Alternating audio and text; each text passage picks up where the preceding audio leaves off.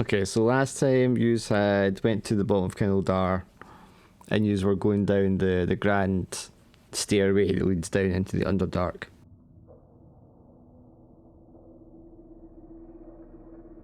And there were abominations like hot on your tail the whole time.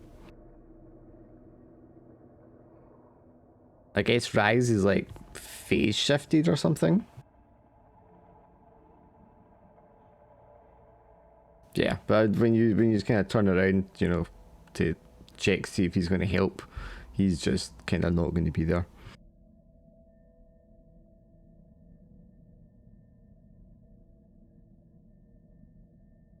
And Duradam, you're sort of leading the way, since you had a fair idea where you're going.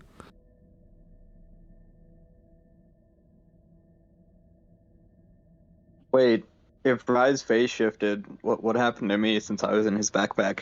You get left behind. Alright, then I'll just climb back onto Dirt and Shoulder. Yes, and as Duradam's kind of like leading the way down this massive stone stairwell, you can hear like the scraping, the crying, the shrieking, the roaring of those abomination creatures getting closer. As the last of you, whoever's sort of last going down the stairwell, you can see like a hulky mass of tentacles and beaks, just stray feathers all over this thing, this biomass, just kind of hauling itself across the hallway towards where you were.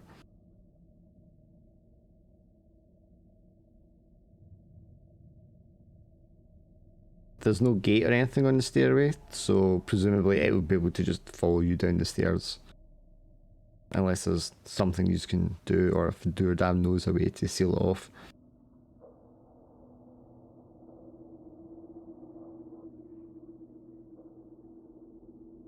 Wait, do you say it was coming through a gateway, or? Well, I wouldn't. I'm not imagining there's a gateway. I imagine it's just an open stairway.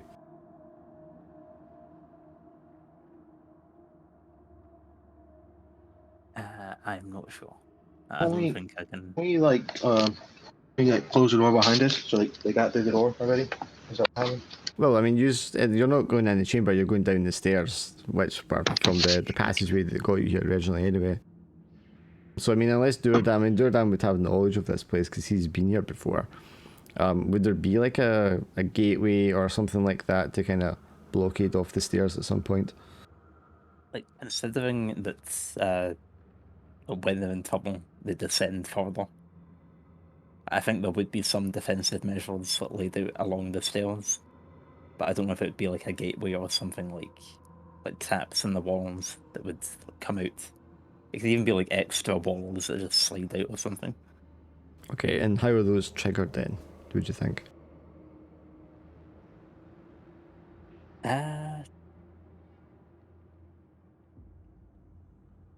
Like I keep going towards like kind of rune work taps, but I imagine it'd be some that just have like physical activation. But considering like there were rune locks on the doors just where we were, I think rune work would probably make sense. Sure. Okay. So you're aware of this thing like closing in on you all. Who is going to be the last one down this to start the descent? It's that'll be me because I can always escape quickly if I have to. Sure. So yeah, Drac, you see this thing coming and you realise as it's pulling itself down towards you all that it's going to catch you all on the stairs no matter what you do. Well, being in the stairs ain't bad. It'd be a choke point. So I guess I'll just try to buy them and then finally get down. So I'm gonna cast a spell. You're going to cast a spell, yeah. Tavern. Use 3 mana because it seems like an emergency. D6 plus 3. However much mana you want to spend on it. 3. Need to. Sure. What spell is it? Phantasm. It creates like an illusion. Yeah. Illusion image. Alright, what's the phantasm look like that you're creating? those things we saw on the boat, I guess. That was those mutants or whatever they were. Just something I've seen recently, I guess, that would maybe give this thing pause. Okay, so another abomination, basically of the same sort of size. Right. Okay, sure, to try and stall it. And that's a completely successful role. So yes, it's going to be very convincing. And this thing is going to kind of like an animal facing off against another animal. You know, they're going to raise themselves up on their haunches and start to like growl and bare teeth. Or in this case, this thing's just going to squawk loudly from all of its beaks. Long rasping tongues and curled tentacles reaching out, you know, curling around to make themselves look as large and as posing on each other as possible, which is going to buy you a few moments at least to do something. A few extra steps, and I guess I'll also create another spell. It's gonna be me or me. But other animals with me behind, distracted even more. Yeah. Is Duradam like ploughing on down the stairs unaware of too much of what's going on behind him, or is the noise like drawing your attention? I think considering they're like squawking at us, yeah, I'd probably be aware of it, even if it is oblivious. It's the oblivious thing I was trying to circumnavigate.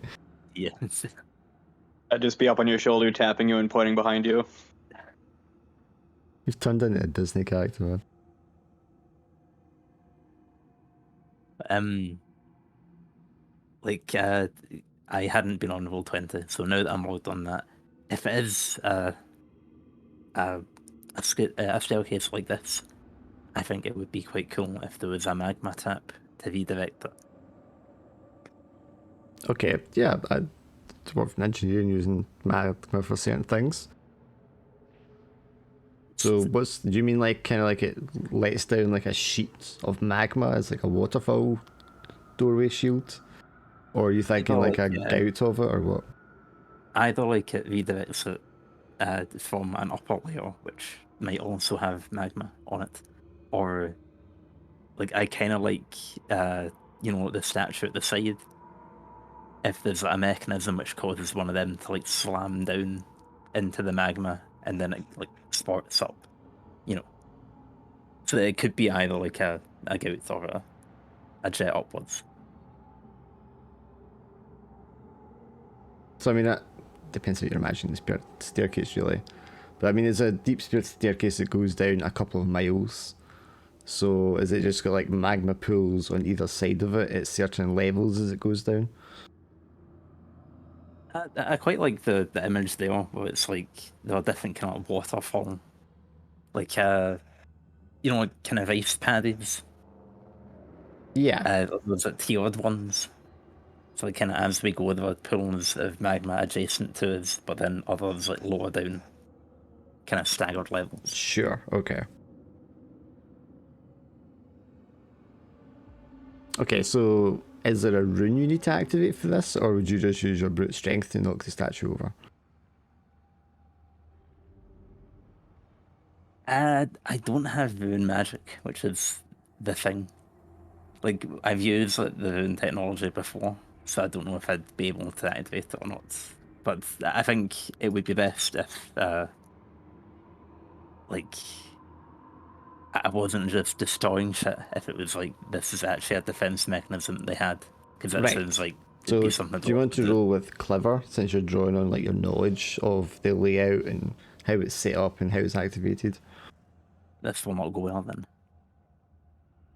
Yes, that did not go well. Do you have a background or something that would apply? Created or adopted might work.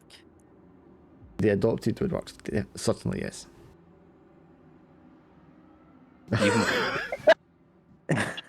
So good. I was like, it couldn't get any worse, but yeah.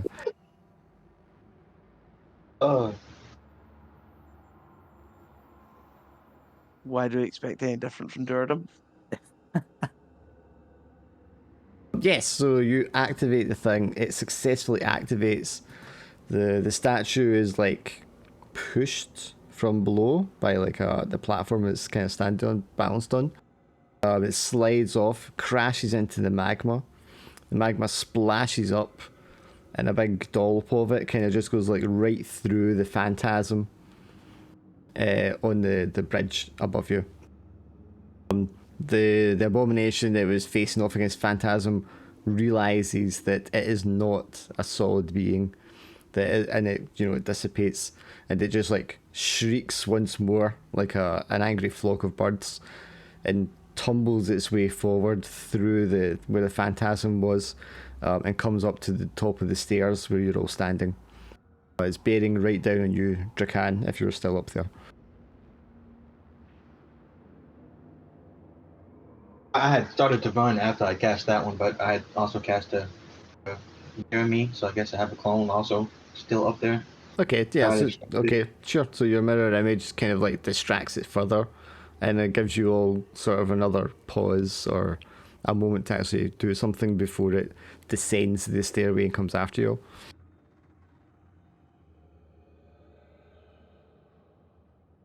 After seeing the magma, I'm definitely running after them. I'm not staying up there. That could have been me.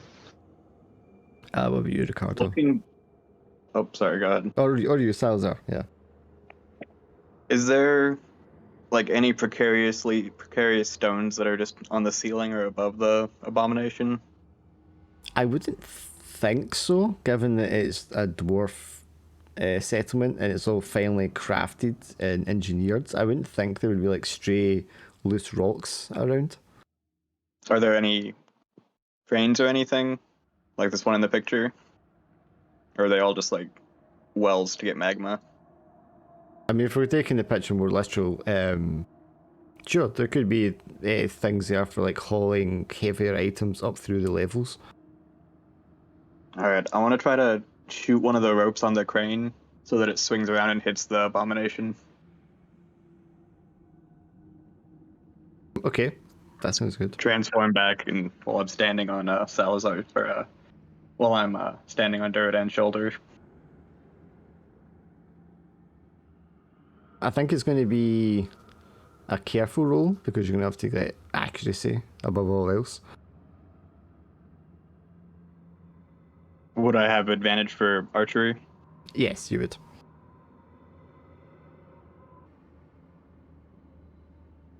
Nine. And you're actually trying to cause damage with this, aren't you? Or just knock it off the stairwell, whichever works.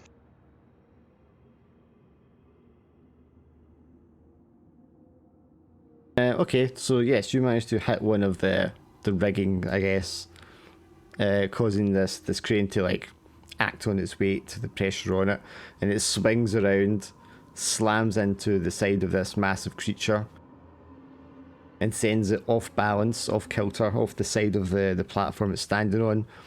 But with its many tentacles that it has, it's able to like reach out and lash itself around the platform bridge and prevent itself falling into the magma below. Yes, it shrieks angrily as it does so, and then reaches up and around the corner with the longest of its tentacles, and the tentacle seems to almost extend and stretch right around and down towards you guys on the stairs. What do you want to do?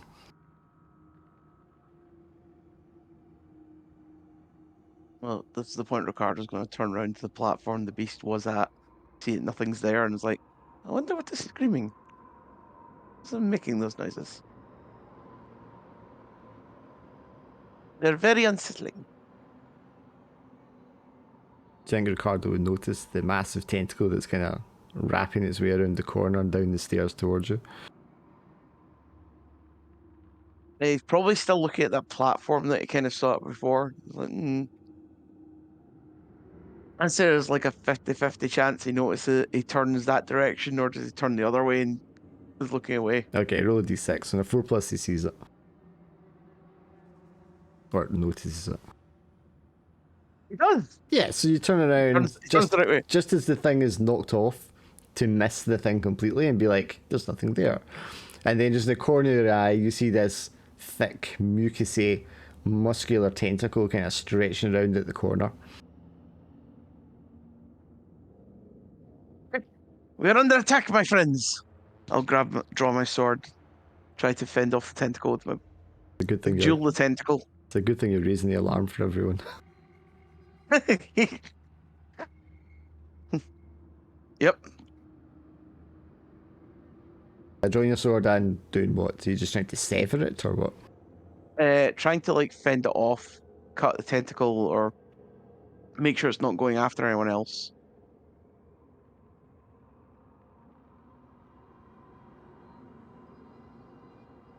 It's an opportunity to cut it off, but I was trying to think. I mean, normally I think attacking is forceful, but if you're more sort of fencing with it, I'm not sure that is forceful as such. You could argue careful if he's trying to keep it away from us. Yeah, and keep yourself out of harm's way as well. Do you want to give me a careful roll? Alright. What's that sheet? Careful is -1. Do I have advantage for fencing skill? Yes, you would.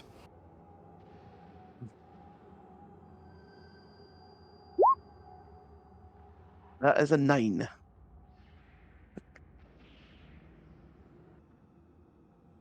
Sure, so you're kind of like battling this thing, and every time it like raises up and tries to slither past you or around you or towards you, you're kind of just like beating it back with the tip of your rapier,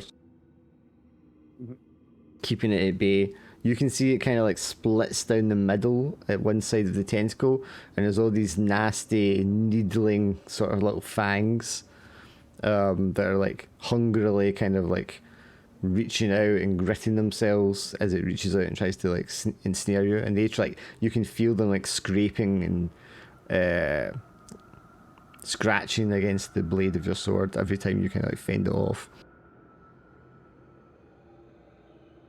But as you're doing that, the creature itself is able to haul itself back up from where it fell, and it's now back up on the platform proper, and you just see the massive shadow cast of it coming around the edge of the stairs, and more tentacles, feathers and beaks and eyes start to just kind of like push themselves around the corner on this massive just blob of flesh and body parts.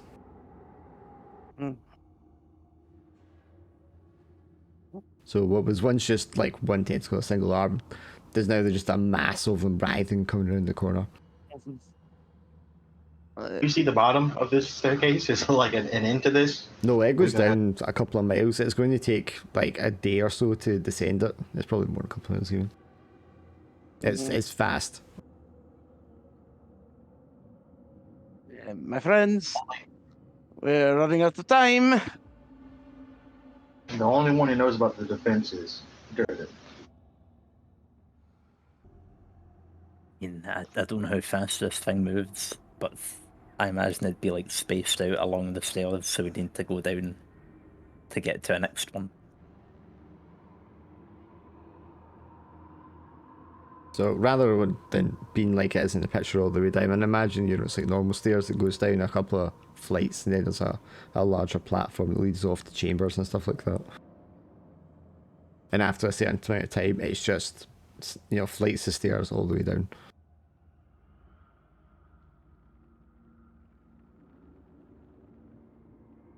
Any of it enclosed by chance, or is it all open like this? Oh, I mean, as the further it goes down, the more enclosed it becomes, I would imagine. But the stairs themselves are quite broad. You can probably stand like 3 or 4 of you abreast. They're very wide. That's fine, as long as this thing can't like sending around and under us when we're trying to. So an enclosed space would be the best bet we had here. Okay, so I'm hearing you just kind of want to draw it down into tighter quarters. What would be by possessing? Our two options are either try and knock it into the magma, which hasn't gone well, or try to like close a gate or a door on it.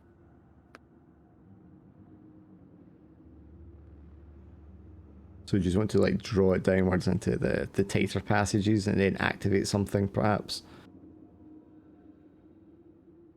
that Duradam presumably knows is down there.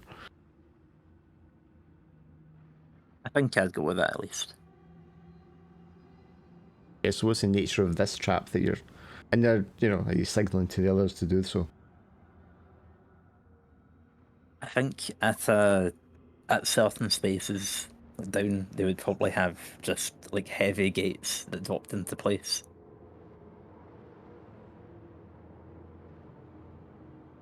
Like either like gates or I don't know what you would call like a solid, just a door that closes from above. Yeah, just big slabs of granite or whatever that drop down or slide into place. Yeah, and I think we can tie to crush it with that. Is that something as simple as a lever that's activated? I think it would be like it can't all be Moonwork in case like it's a very like a rushed defense. Sure. So, Ricardo, are you the one chiefly sort of fending this thing, slowing it down so everyone else can get ahead? Yep. Just hoping that will give us a solution. Do you want to give me a quick check then? And then this is you, keeping a pace of it, keeping ahead of it, so it doesn't quite catch you, but, taking time to stop and fend off so it doesn't, get past you and attack anyone else. Yep. Cool. That's a 10. +1 for quick. Oh, it's a 10. Yes, I got a 10. So I got +1 for quick. Yeah, alright, you can inflict a wound on it. Mm. So imagine, I'm keeping this tentacle back, this larger body's getting closer and closer. Does it have any like features on the body? Oh, yes. I mean, you can see a menagerie of creatures that have been sort of absorbed and gelled together as this thing's created and grown. Chiefly, again, there's tentacles, there's lots of avian features, so claws and feathers and beaks, those kind of black staring eyes of birds. Yeah. As it's like getting closer, the tentacles, I'm keeping it in position. One of its eyes gets kind of close, and I just lunge a rapier through an open gap, piercing right into Sure, one of so its it's like eyes. the largest, most obvious of the eyes, this big cyclopean thing above the main beak. And as one of the as it's kind of like pushing itself into this enclosed space and filling the void, it surges forward with the beak in the eye, and that's the eye that you plunge in and blind. Mm-hmm. I'll just quickly draw my rapier and then retreat for a bit.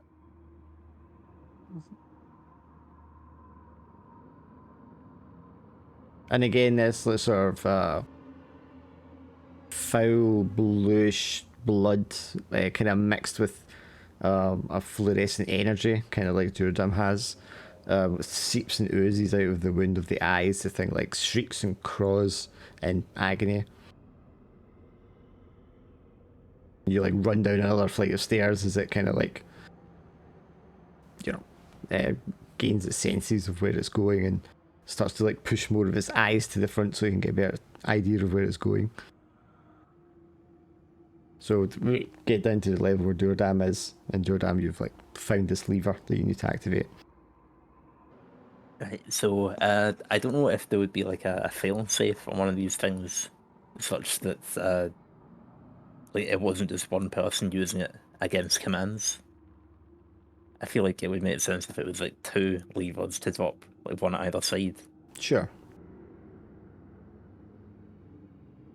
Yeah, I mean, you need to tell them that. Yeah, if we just like Well, it's on my mark, and I'll try to direct one of them to the lever. We're gonna crush this thing's skull, if it has one.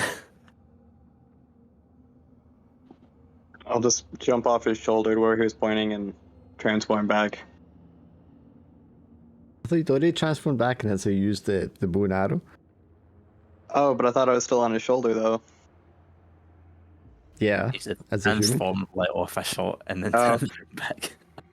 Yeah, I guess I was just sitting on his shoulder watching Ricardo fight. What's your shark doing when this is happening? I'd imagine he wouldn't have come underground. He probably would have just... So you've lost your shark One. now. Yeah, he's just wandering around in the sky.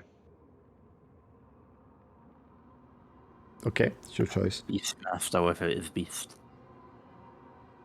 You imagine a sky shark would not be happy being underground though. So he's doing what's best for the sky shark. I mean, neither of Salazar are happy being on the ground. A blood-curdling screech just like splits the air around you, and this thing comes charging down the stairs towards you. Claws and talons stretched outwards from the end of these hideous-looking mucousy tentacles. And Duradin is going to hold until like the actual body is through. Not like all the way through, you know, but we don't want to just get the tentacles. We want to like smash the thing in half. Yeah, you want to crush it. Yeah. Because I think it could probably just break through the gates if we don't kill it. I'm gonna get farther back in case they fuck up. I'm not gonna be right up front. Yeah, he'll wait until it's like just about to pass through and then yell now and like yank on the lever. I mean, it feels like it's a careful because you're getting the timing right. Fair enough. I hope it doesn't go as badly as some other ones. Just barely. That's better, yes.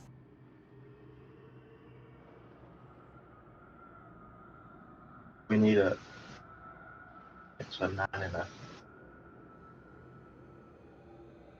Yeah, so you're waiting till it comes down the right moment and then you're yelling out like now, and then you both activate levers at the same time.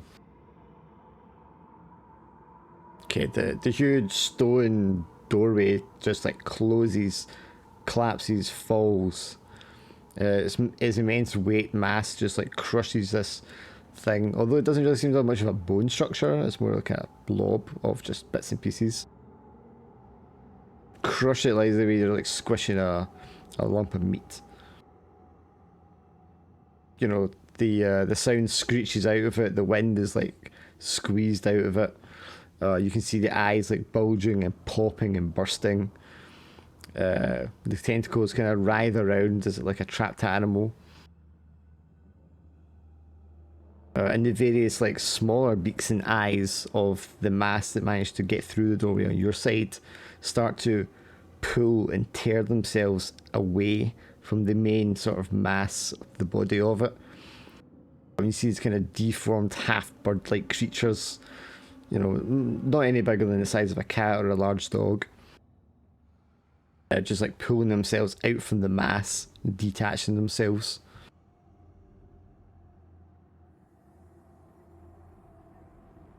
And kind of writhing around in the ground around you. What would you like to do with Oh. that? The one big monster to kill. We got a bunch of little ones to kill. There's no more than maybe 3 or 4 of them at the moment. But yeah, they're just kind of like trying to pull themselves apart from the main mass. Ricardo will quickly try and cut the head off one of those, or whatever could resemble like, or he'll probably just stab it and pierce one right through. Every time do the same, but from a distance. If you're throwing daggers at them. I'll pull out the void sword and go to stab the closest one to me.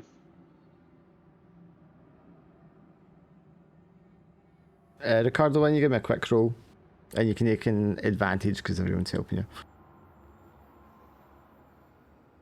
It's a 7.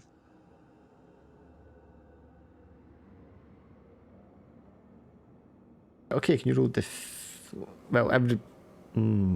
yeah, you just roll defense for me because they're both doing it from range.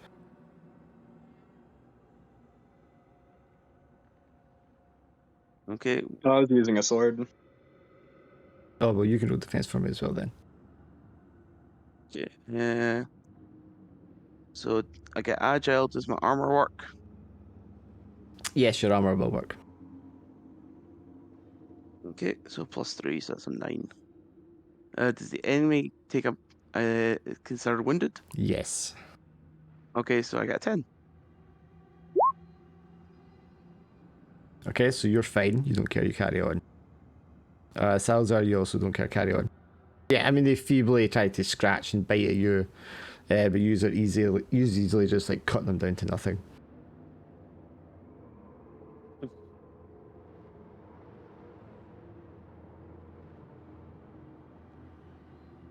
And what's left over of the beast trapped under the doorway just sort of gets slower and less active, less animated until it's lying lifeless, just a hunk of flesh. And he's left in the dark of this stairwell. And I will pierce through the largest head of the thing that's still intact, stab with my sword. Creatures less need to be put down aggressively. Oh wait, how tight is this corridor?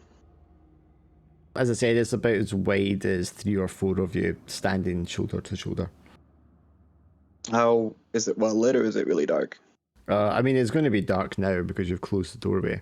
Occasionally, if you go downwards, as you come across like magma pools, it'll be illuminated by the light of the magma, very sort of faintly. I think I forget if we had a torch before, but we'll light another one anyway. So I'll take one of them out of my kit. We need to hurry and get out of this abominable place. Not an abominable place. It's just they're occupying it at the moment. We'll have a claim it in time. So we came here to get reinforcements, and we're leaving with nothing but a horde of monsters behind us.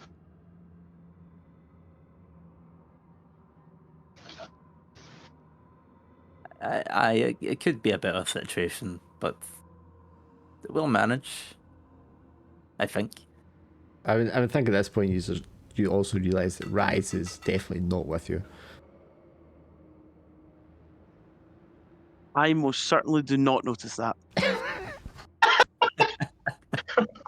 I mean, I would have been the first to notice since I like just fell out of nowhere onto the floor. You'd have noticed him phase shifting, but now it becomes apparent he's not phase shifting back in again. So 2 of you notice at least. Yeah, I'm sorry I would notice after we stopped running. Even if 2 of them did notice, he just thinks going invisible is something he does. He is a ghost after all. This is true. And then something Jordan was like, "Oh, he's here. Don't worry about it." Oh, I think he's just with us. I don't think he's went invisible. I think he's literally just here. I've just not noticed him. We'll see him in a while. I'm not going to think about it.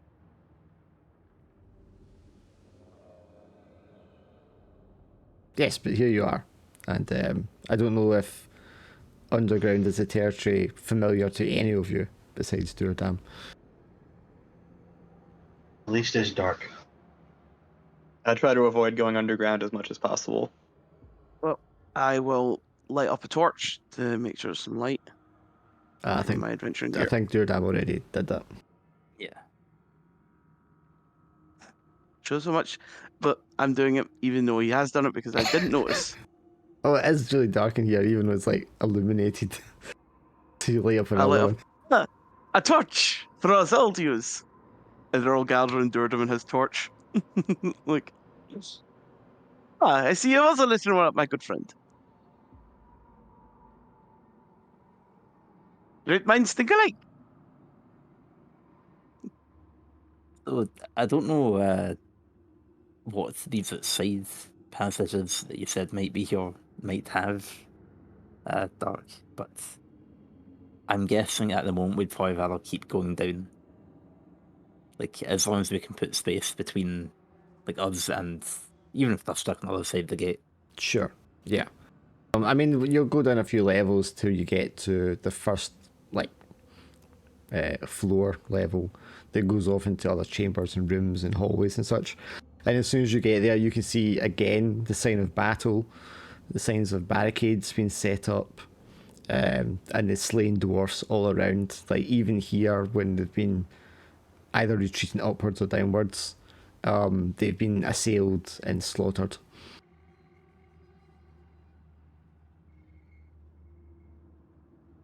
And Duradam will examine some of the other defenses that have clearly been used.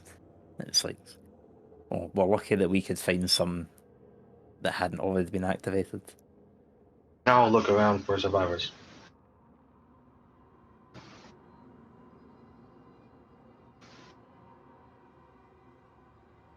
You can be a careful roll if you want Draken. Yeah, just up there. D6 plus 1. 11. Yeah, there is no one left alive. Everyone has been slain. You find the occasional dead. Well, actually, you find lots of dead demons. Small ones, about this. They're equal in size to the dwarfs, really. There's lots of dead ones of them, like probably like 10 or 12 dead demons to every dead dwarf. But everyone here is deceased, slain. Are they leading in like in a certain direction? Like until like maybe the fight started in one place and jug out someone else, like they were trying to do some kind of fighting retreat. Well, you can tell they put up barricades like at the edge of the stairs to obviously stop whoever's coming in from the stairway. It's not Right. clear, which direction they were coming from when they were attacking. And then they've fallen back further and further into the different levels. So they've definitely been coming from the stairs and beating backwards, deeper and deeper into the side passages. You can probably find in like the last hall where a lot of the women and children were hiding out.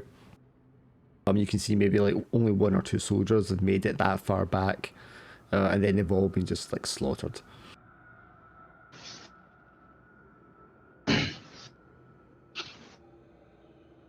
I still think we should check all the side passages just to see if anyone be left down there. I'm going to walk up to Durnan and pat him on the shoulder. Like, I'm sorry, my friend.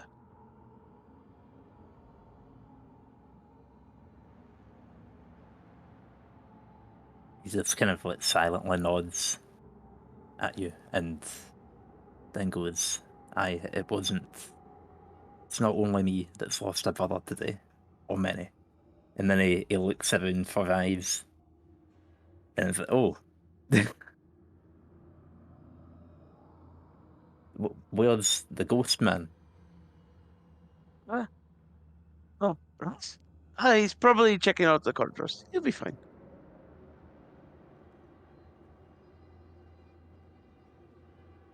Maybe he finally moved on.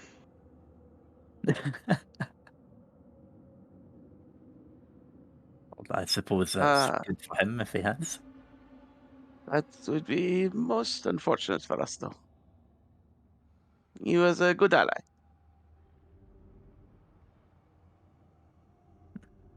I regret that we can't give my kin a proper burial, but we can return here once we're done.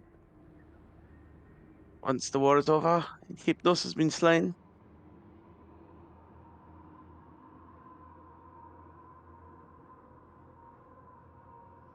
promise to aid you in this quest, my friend. It won't do us any good to linger here. Shall we keep going? Yes, we should make haste to aid the remaining dwarves in the other settlements. If there are no signs of fighting at a deeper level, perhaps we could camp for a while. Are any of you wounded? Yes, Only right. Or Salazar is severely wounded. I've got wounds that don't heal by rest. That's it.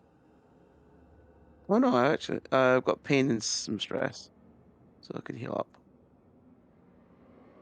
Do you want to rest here, or do you want to go further down to see if there's somewhere that might be safer? I want safer because obviously there was demons here killing dwarves, and if all the dwarves are dead, then that means the demons won. I think there'll still be demons around somewhere. Yeah, I don't want to exactly rest in an airfield, dead women and children. I still think it's safer if we find where these demons are at. Find a safer spot to camp at least.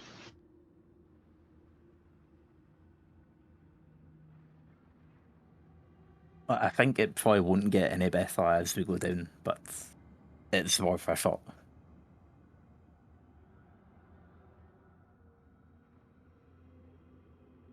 Alright, Jordan, since you're leading the way, do you want to roll a 2d6 for me?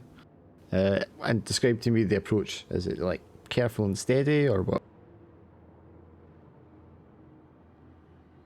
I think, like, probably careful I think we'll probably just like keep an eye out and make sure, like, not only just that there aren't any demons like waiting around in any dark corners, but also that there aren't any like lingering, like active defenses.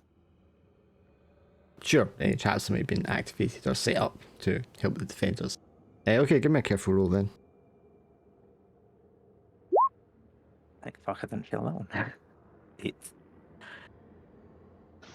Alright, okay. So do you want to happen upon a discovery, make good time, or not encounter a danger?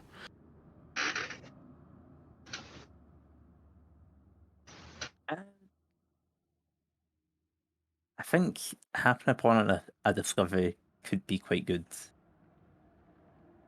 Like, something I was thinking of, a place that we could rest could be like a shelter underground, like hidden away behind one of the walls, or like a stockpile, something like that.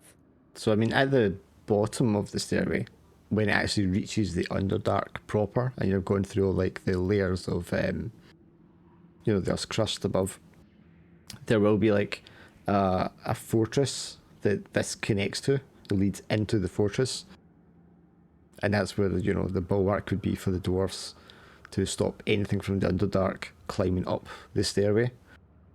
So if you want, you could get all the way down there before you make the discovery.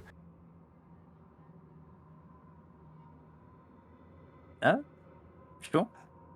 Sure. So it's a better part of a day's journey in the darkness, just lit by your torchlights and the occasional magma layer, before you like descend into this massive stone fortress carved into the rock itself. There's a faint luminescence you can see as you look out the windows across the Underdark caverns, and this is like bioluminescence from fungi and such.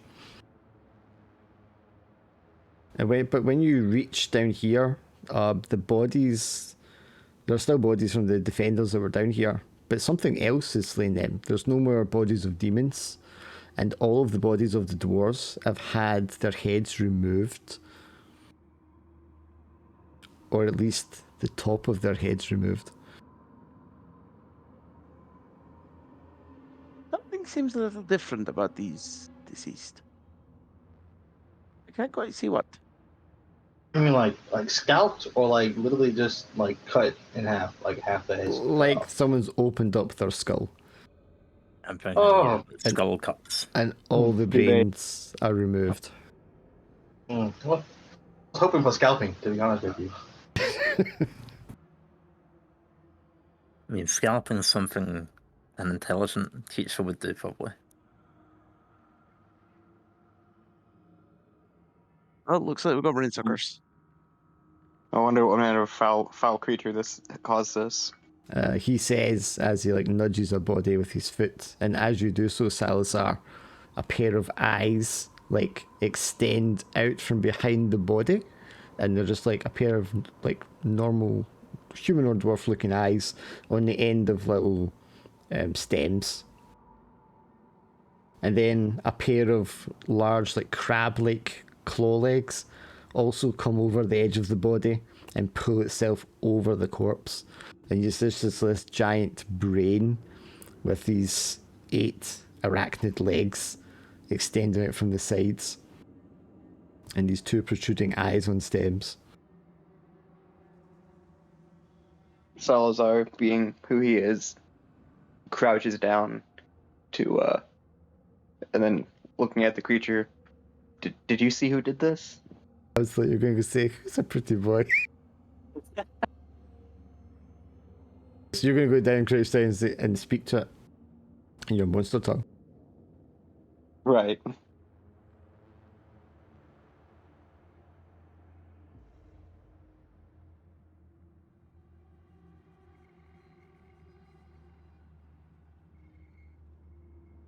I guess that's kind of a careful tone. Do you want to give me a careful roll? So the creature doesn't have much of a language to it.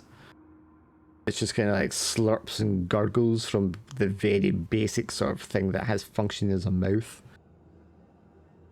But from what you can make out, it does actually have quite a high intelligence, a high consciousness. It's just, you know, the verbalization is very primitive.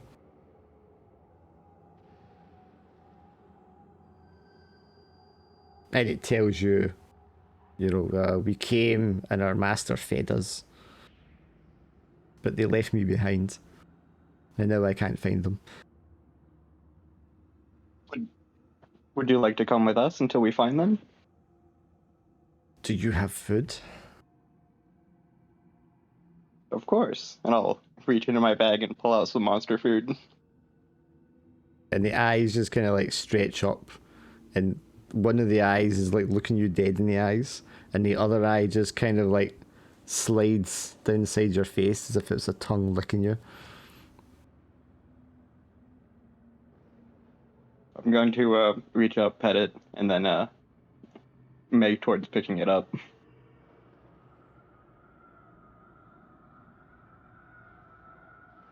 Or you want to pick it up? Of course. Okay, it's both hands just lifting it up in front of you. Okay, so you do that, and then as you do, it goes hungry, kind of excitedly, and latches on around the side of your head with its claws, and the mouth is like straight on to where your mouth is. I think Duradum's just going to like clench his fist around it from above. So it's like it's like grabbing him like a face hugger. You want to wrap your fist around it and crush it. Oh, it's actually on his face now. Okay. Yeah. Right. Then yeah, like you'll try and tear it off and fling it against the wall. Okay, roll a forceful. Here lies Salazar. Just died 9. feeding a monster. I think Duradum the entire time has just been kind of like rumbling in anger at all these dead dwarves. And then when it tries to latch on a Salazar, he's like, nah. Yeah, you just like grab the brain, squish it between your fingers, and like yank it off. But it has a very tight grip on Salazar's head, and Salazar kind of goes with it, and is also kind of like slammed against the wall if Salazar wants to take a pain. And sorry, Salazar. Ricardo's just going to stab it straight in the brain. I'll cry out loudly in pain. Yes, the thing's going to die from the squishing and the stabbing, and it'll loosen its grip on around your head. But already, you know, when you reach up and touch your head, Salazar, you can feel like the blood from where it started to like scratch into the side of your skull already. Well, these things happen. Just so used to being hurt by monsters. Like Duradum just like looks at Salazar, and there's this like loud rumble before he kind of reverts back to normal.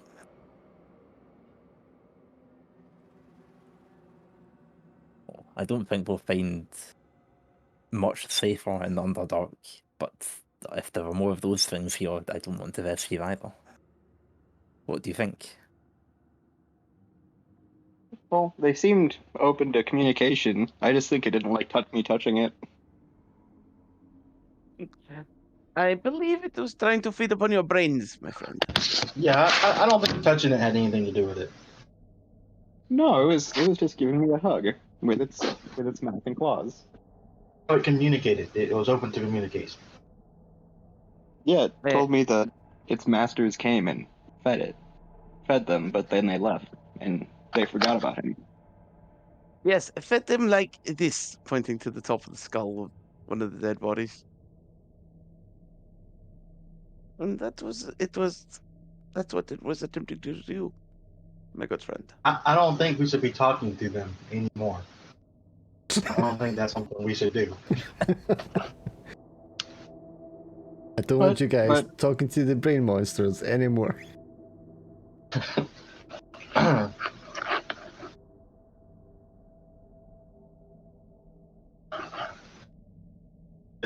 If they did leave, then I guess we could make camp here. I'd want to look around to make sure of that first.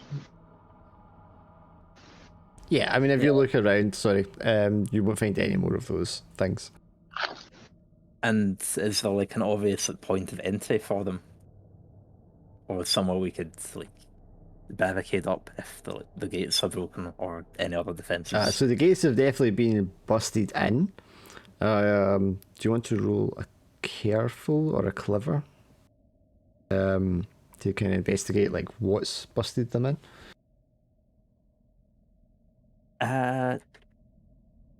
So it's a 10 if it's a careful, and it's a 9 if it's a clever. I think. Well, I mean, I think careful probably because you're carefully studying it. Yeah. I'm also just kind of trying to make sure no one gets ambushed by more brains. Sure. So I mean, careful. So careful will give you a 10, but that will tell you like the nature of what you're seeing, whereas a clever would be your knowledge in relating what you've seen to what it might have actually been. So it's depends what your preference is.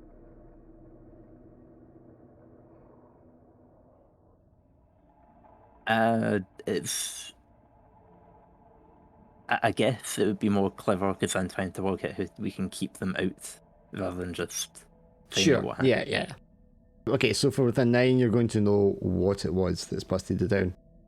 So you know, based on these brain creatures, you would probably have heard or known from the dwarfs that there are creatures called mind flayers which exist in the Underdark, and they control these kind of primitive brain creatures, and they feed them organic brain matter. These are like psychically powerful beings. And it seems to have busted the gate in using some sort of psychic power. It's just like the telekinesis that Ryze has, and it's just used that to just like crush and crumple the gate.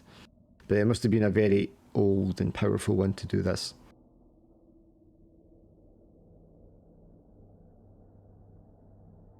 In a moment of actual possible wisdom from Duradum, he's like, wait, if they came to eat the brains, there aren't any left here. And he's just kind of looking at his companions like, are we safe here now?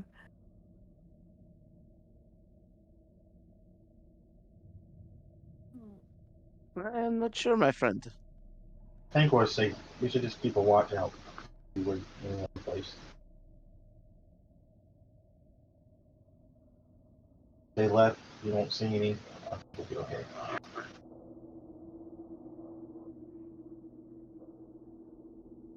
Yeah, I mean, as far as you can tell, it should be safe now.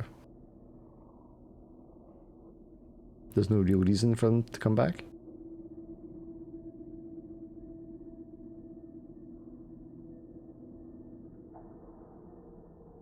I think after being driven down here and having no rest, it's safer to make camp for a wee bit at least. Yeah, so I mean, I imagine you can take the remains of some of the barricades and kind of reassemble a barricade yourselves inside one of the halls or the storerooms to give yourself some measure of protection. And someone can be the person to roll to make camp.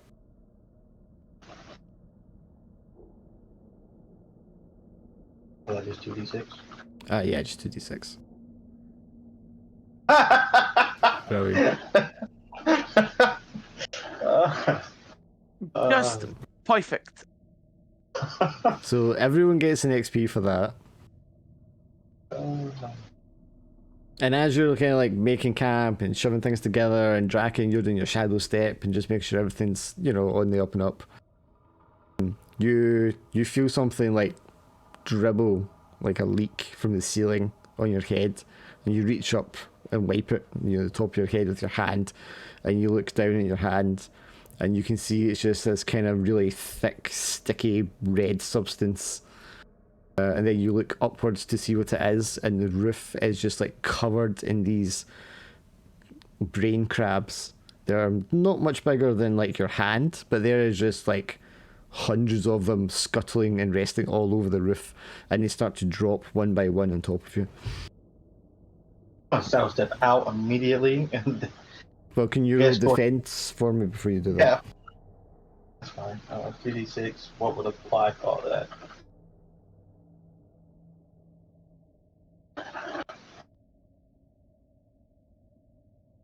That's not good. What would apply? So I know like your bonus that would be anything. Well, your armor will count. The first one. Do you have agile or athletic? Yes. You're also trained in a fighting technique, aren't you? Yeah, I'm trained in. So that'll be an 8. Okay, so you're only going to take a wound, and then either a pain or a stress. Right. So going.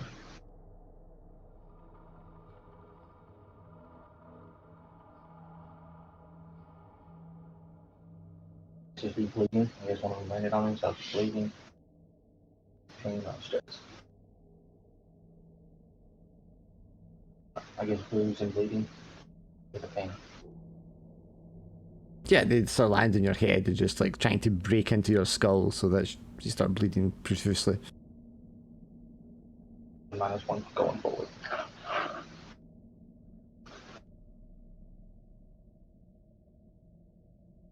And then presumably you shadow step away from them. Yeah, and then I'll be yelling to everybody know. Obviously. Yeah, two people. Do I notice. notice this being the only other party member that's not oblivious? You'll definitely notice them screaming and telling you that it's happening. I'm not quiet.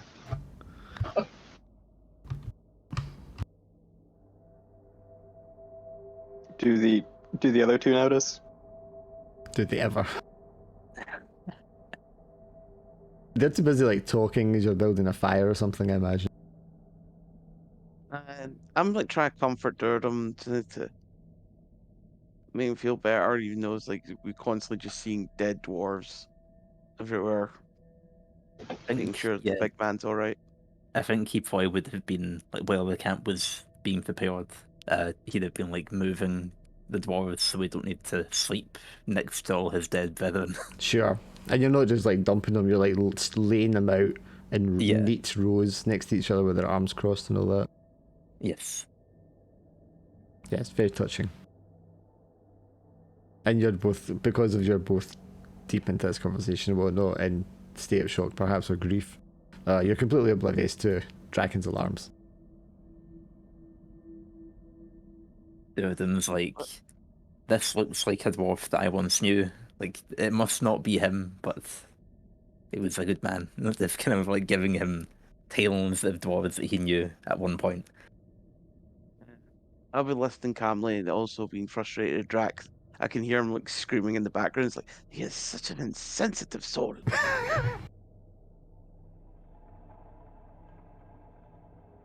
I'm gonna transform into a lizard to jump out to see what's going on. Sure. And as you do, you can hear like the scuttling sound, and you look upwards, and on the top of the high ceiling, you can just see in the glimmer reflection light of the torch lamps or the torches. You can just see like the movement of the brains. Huh? Were those there before? Balazar was like, more friends.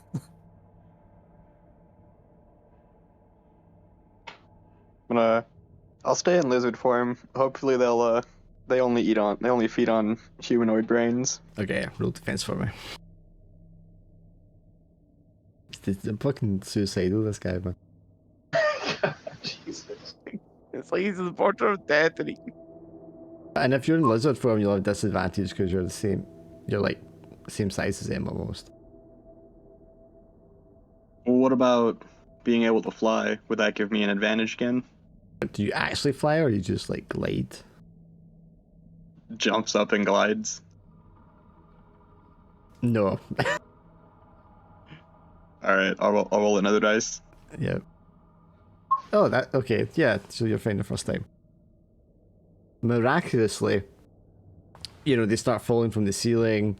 they scuttle over to you, but you're too nimble and you like jump up in the air and just like glide away from them.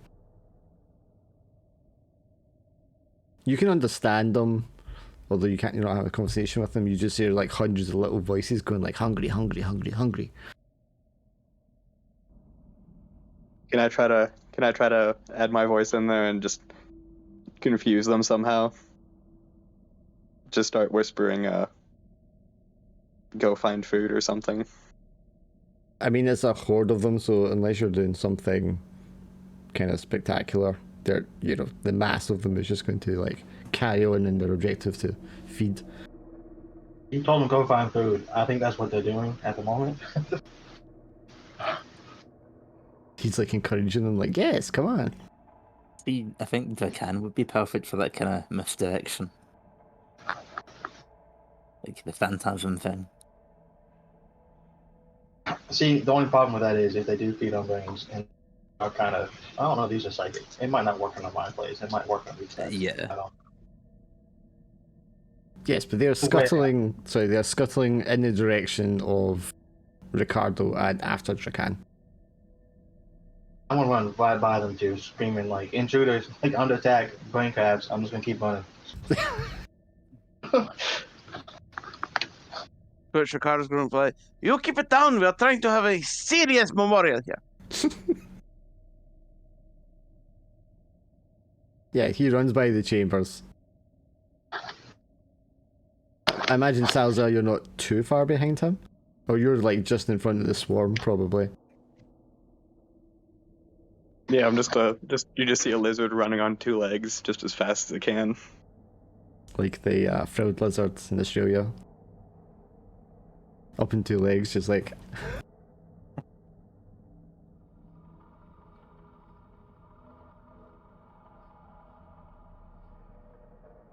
And being oblivious, Ricardo, I don't think you're really going to notice the scuttling sound as such until they're already kind of like pouring into the chamber that you and Duradam are in. Yep. They might notice that there's noise and just like, so much noise at this solemn moment. And then it's just like an army of these large hand-sized crabs. Just kind of like come pouring into the room, along the ceiling and along the floor.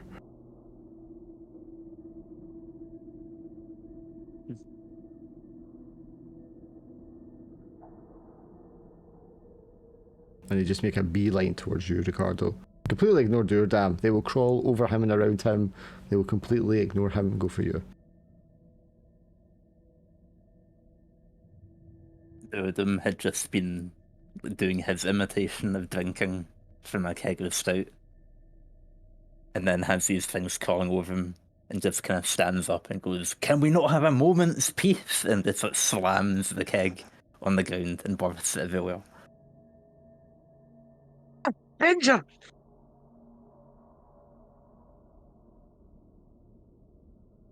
Ricardo will draw his rapier, jump backwards, try to fend off a few, and getting his distance. Sure, I mean, as they're kind of dropping on you, coming towards you, you can swipe at them and push them back and such. But there's an ever-pressing like tide of them just like coming at you. And it's only like a matter of time before you're sort of overwhelmed. Mm-hmm. I think you quickly realise that unless something drastic is done, they will like eventually overpower you. Yep. Oh god.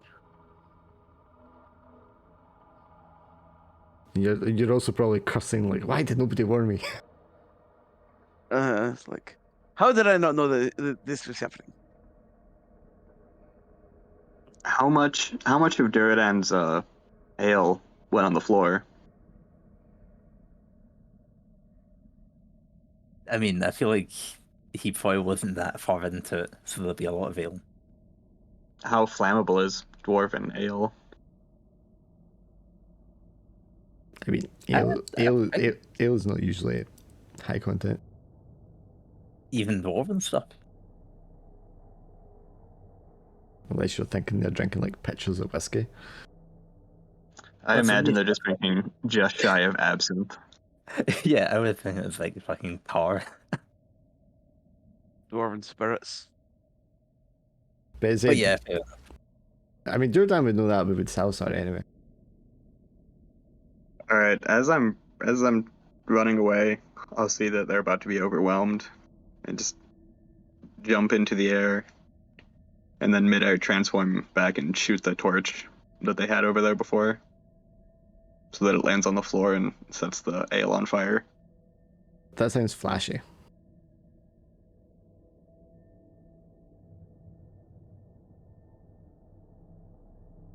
Would I have advantage?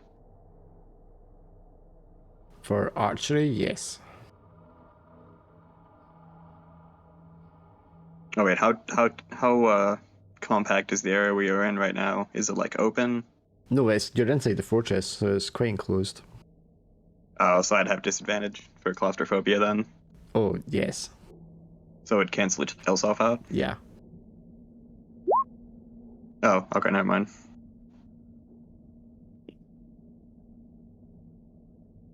All right, so I shoot an arrow at the torch to try to set the ale yeah. on fire. That is the only result that would actually have done anything. So that is absolutely perfect. Yes, you let off a shot, hit the torch that's like been put into a sconce in the wall. It tumbles into the dwarven ale. The whole thing goes up. The picture itself just kind of like explodes and bursts into flames, sending it scattering all over the place.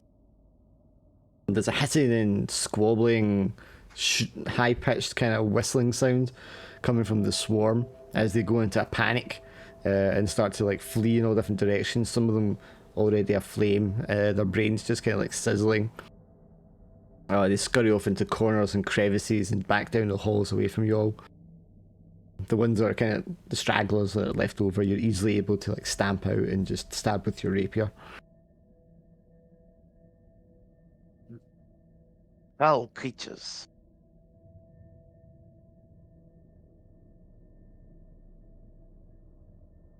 Yeah, such a shame. I'm sure we could have found common ground eventually. Walk up to Durden and like, I'm sorry, my friend, but it seems we cannot stay here much longer. we need to this soon. I don't think we can keep going for much longer. Yes, but it is not safe here. We cannot stay.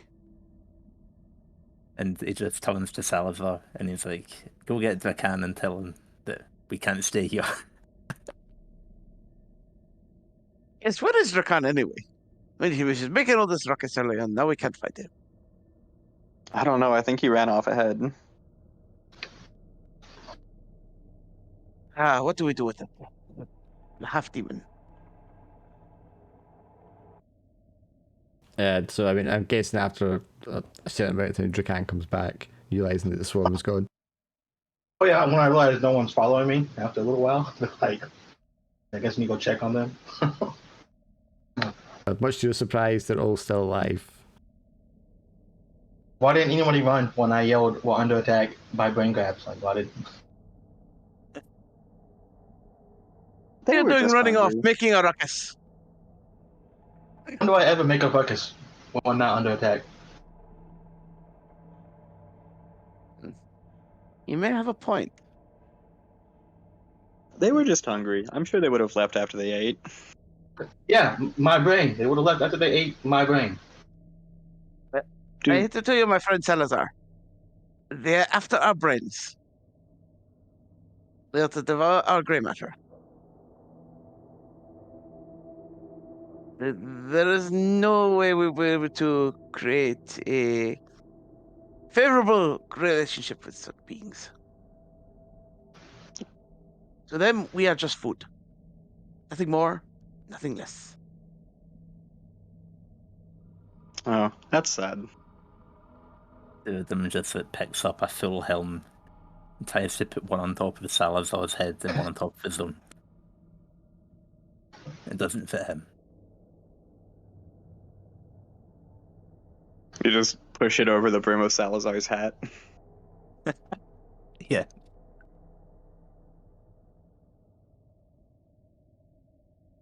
Okay, so we're not making camp here, is that right? I think we're a little afraid of brain suckers coming back.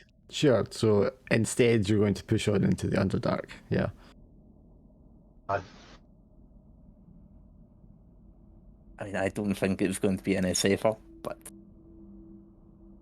Sure. It kind of depends. Like, do we really need to take a break? Like, isn't Salazar like on the verge of death again now? yes. Well, I think at this point Salazar is always going to be at the brink of death. Yeah, Duradum's not doing incredibly hot either, but not as bad as Salazar. Okay. We can take a rest here then. We'll try and fortify a position and keep shifts.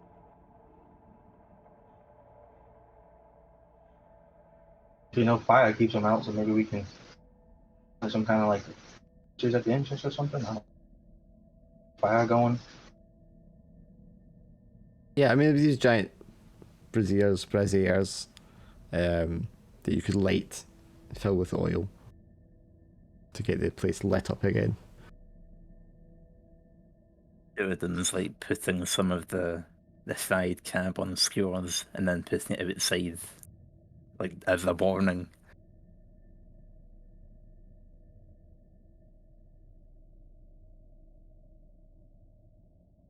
Yeah, so the place is quite lit up. You get a barricade set up again. You check the ceilings this time to make sure that there's nothing like lurking in the dark in the corners. And then you just cautiously like lay down to rest for a while. Which will allow you to recover all your pain and 1 stress. Can I level up? You can if you have XP, yes. It goes for everyone. So if I'm level 3, I would need 13 XP? Or would I need 15? Double your current level plus 7. Okay. I have enough to level up then. I'm going to take Blessing. Spell Blessing.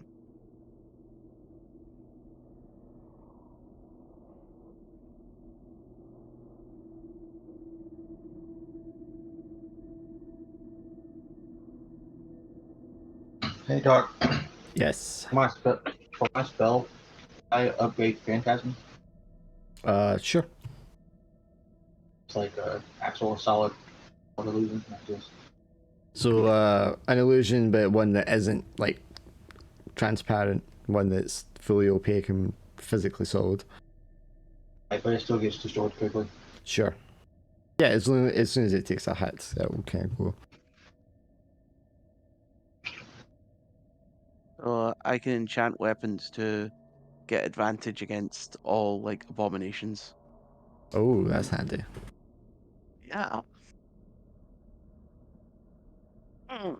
Is there... So while we're resting, I'm going to pray, and that's how I'm going to learn to bless weapons to beat these fell creatures.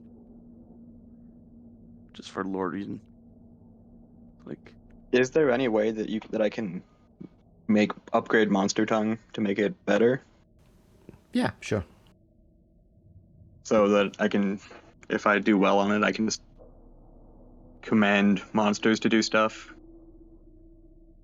Monster charisma. Yeah, sure. That's insane. Can I take a magical talent? I don't know if it would come under like rune magic or something, but I was hoping I could get like because he doesn't have like proper control over his magical nature, maybe he can just emit that concussive force. I'm just wanting something kind of AoE-ish. Yeah, sure. I'm fine with that. So perhaps, in a couple of locations you've been, there have been this kind of magic presence. It's like ignited something in you, so that when you're throwing a exceptionally strong punch or slamming the ground, it's more than just the physical smash that's happening. It's like a telekinetic kind of force emitted as well. I think like just like him realizing, that he's not a dwarf, kind of the nature of his construction. Mm-hmm. Yeah, and he's like channeling more sort of magical energy into the punches and the slams rather than just the physical aspect of it. Yeah. Yeah, I like that. That's fine.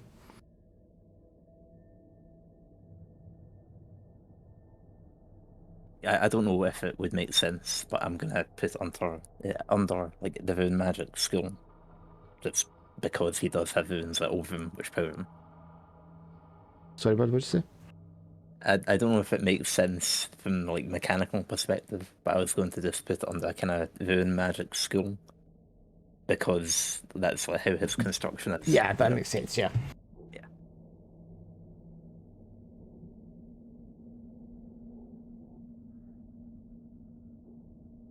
Yeah, I mean, you rest up for as long as you kind of take to rest.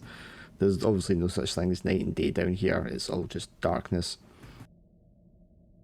But once you feel sufficiently rested and you've had something to eat, you choose what your next steps to be. The caverns outside of the fortress are, although it's lighter in the picture, they're long, it's pitch black, apart from the faint luminescence, like I said, from growths and some of the animal life down here. Imagine in the pools of water that collect on the cavern floor, that's where most of the luminescence is coming from. There'll be like tones of blue and violet.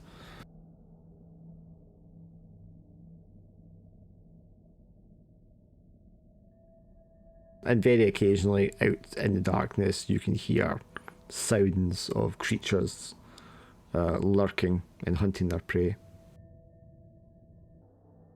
So, what's the next step? Falling Durham. Says You just slap him in the back like it's your show, buddy. more like gently pat him on the shoulder because I know he's still like grieving.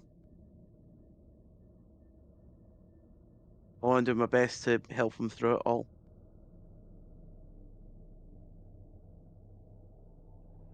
Show my support. So because the other dwarves got like driven down here, and two of them ended up like out on the surface, I assume he doesn't have great knowledge of this place.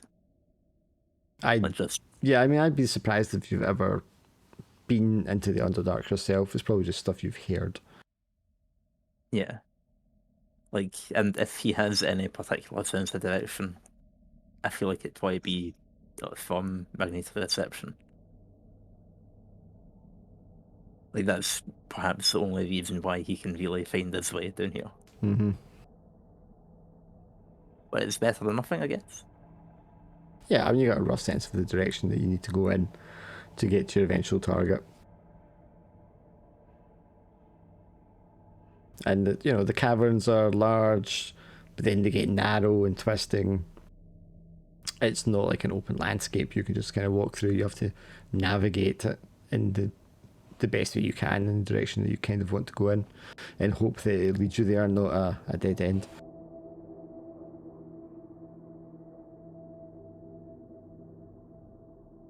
I take it that neither of you have ever been down here. He's asking to Salazar and Decan. Why would I ever try to come to some place as dreary as this? You can't even see the sun. For you, Salazar, as well, I mean, you can feel the weight of the world above you pressing down on you, threatening to just cave in and crush you and bury you alive here. Salazar just transforms back into a lizard and hides on Duradan's shoulder. Duradan chuckles and goes, well, there are some interesting creatures down here. Be a no from me. I've never been down here. Yeah, I mean, sorry, Duran, you go. I was just going to say, well, I suppose we should get going, and we'll find our way somehow. So I'm guessing since your tracker is currently a lizard on your shoulder, he's not really going to be doing any tracking. I'm No, guessing. I imagine being so used to the sun anyway, Salazar doesn't really have a very good or any at all kind of dark vision. So he's just having a really hard time down here.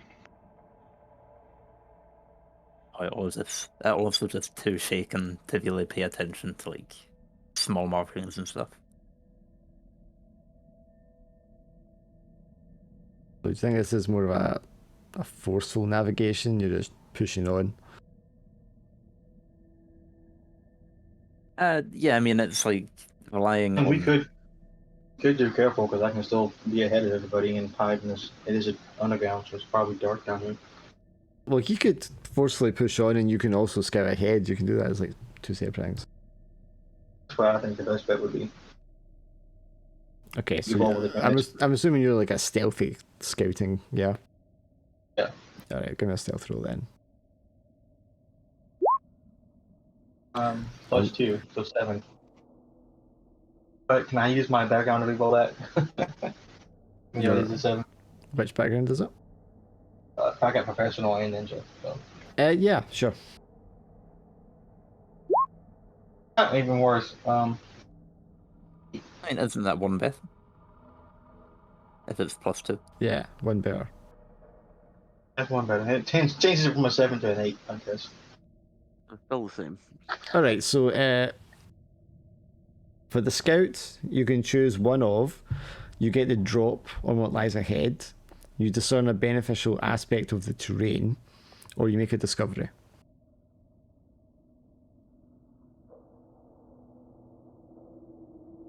Beneficial aspect of the train.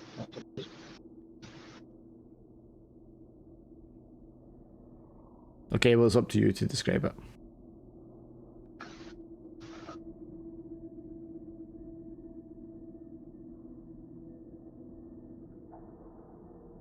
Perhaps because it's so dark and twisting, it cloaks and hides your approach and the approach of your allies, so that you are always kind of cloaked in shadow and stealthy.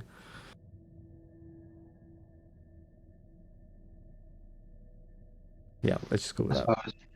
Is it gonna be that, or I was gonna try to like open cavern, or like there'd be more light for Salazar or something?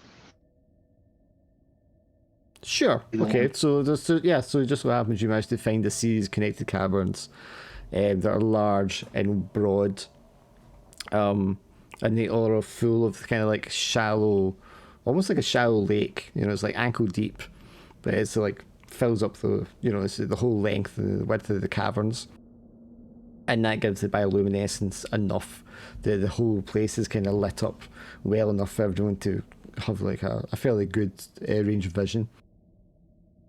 Yeah, sure, we can go with that. I can see what's ahead.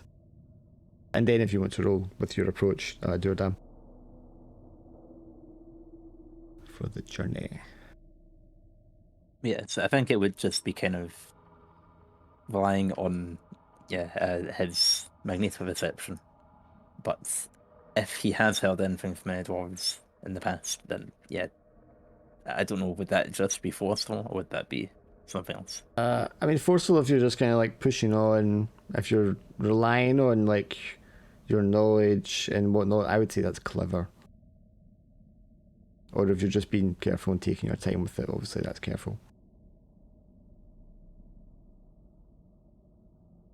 I suppose with us having been attacked already, it'd probably be better to just like keep forging on, but probably watch out for more of these like, strange creatures more than anything. So I'll just go careful. And I failed. Wait, I'll just go careful, and I failed. Yes. I think I've only succeeded like 2 rolls. You're either getting 10 pluses or 6 minuses, Bert. That's all you're rolling. She's getting some good experience. Yeah, so, you know, like I said, the cavern's big, wide, you've got a pretty good range of vision, and you see something that's kind of a large thing lying in the pool of water up ahead. You can hear it breathing. You can, as you get closer, you can see it's covered in like wet fur. It seems to be stuck in the water somewhat, and it senses you're coming, and you can see its eyes light up, kind of reflecting the color of the luminescence as you approach, kind of like a cat's eyes, and it starts to like snarl and snap in your direction defensively as you approach. It's like this huge hulked over animal, and it is very animal looking. It's got like a snout, almost like a dog, large kind of fang teeth, and again it's covered in like wet fur. One time we went across an actual monster, Salazar's afraid and he's hiding on dirt and shoulders. Well, I mean, I probably would have seen the monster, wouldn't I? You can see its approach. Yeah. You too claustrophobic to notice?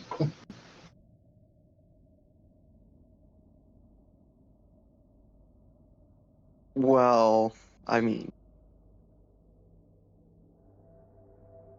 Well, it depends. What kind of monster is it? Do you want to roll clever for me, Salazar, since you're the one with the knowledge of monsters?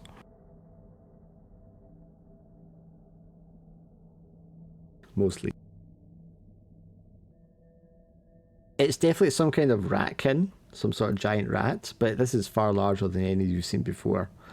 It's, you know, it's down on all fours now, but if this thing was standing upright, it would easily be standing like 8 feet tall. It's very, very broad and muscular.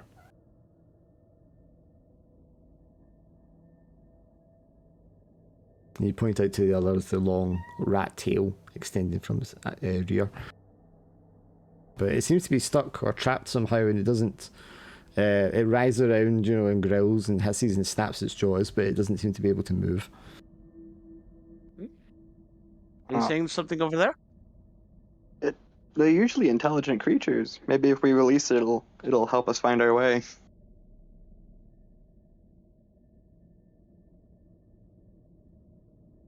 Yeah, this thing's very much gargling, just like a rabid animal. I'm just gonna stare at Salazar. I'm just gonna look at it. I'm gonna transform back and just slowly approach it with my arms up so it can see me. Yeah, so again, it growls defensively, and as you get close, it starts like basically barking at you, snapping its jaws, threatening you not to come closer. I'll try to calm it down. Just show it some food or something. Sure, you bring it some like meat rations and hold it out. Do you want to give me a careful roll? Feels like it's a lot of dice rolls tonight. Yeah, it's a very rolling session. Yeah, I mean, it almost bites your hands off as you're trying to like offer it the food carefully. You probably recognize this kind of behavior from like trapped animals. You know, they can be very defensive and aggressive. But there's something else going on here, because as you said, these are usually intelligent animals and they don't usually grow to this size. Like something is going on with this thing. And definitely reduced, you know, its higher thinking level just down to that of a base animal.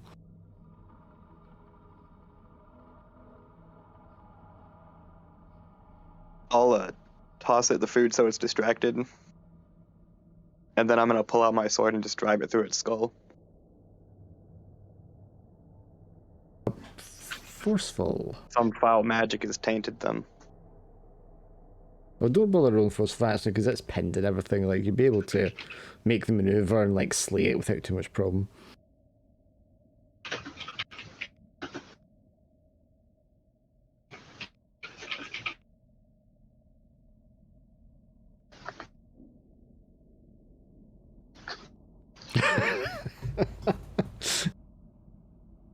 Is everyone just stunned that he just killed it as soon as it as soon as it got the food.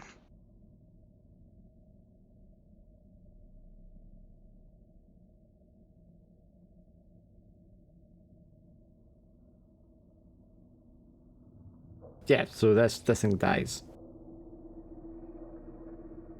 Obviously. And as you know, you can inspect the corpse and you can see that it's managed to get its leg trapped in like a crevice under the water, and its leg was broken in several places. And it didn't even have the wherewithal to think about gnawing its leg off to set itself free. Like, it's clearly just not operating with full mental capacity. You just can talk, you We know. should we should be wary of more of them.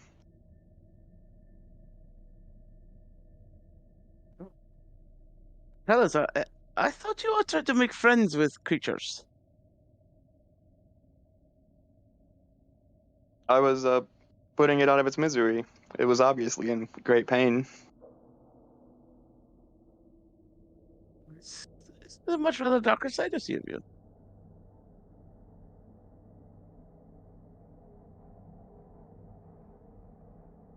Are these things normally pack animals?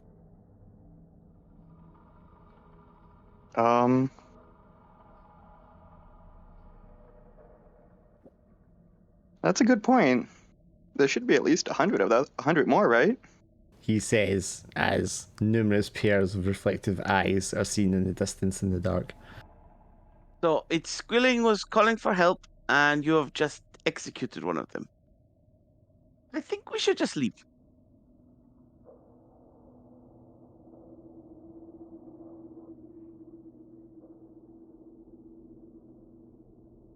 They kind of blocking the way we need to go. It's a moment's notice, but the eyes are not coming your direction. They're not surrounding you. They're not even coming towards you. They're going off to the side of the cavern, down one of the passageways, following a steep tunnel that goes downwards. So, what do you want to do? The rhythm is just going to walk past Salazar and pick him up and hoist him onto his shoulder.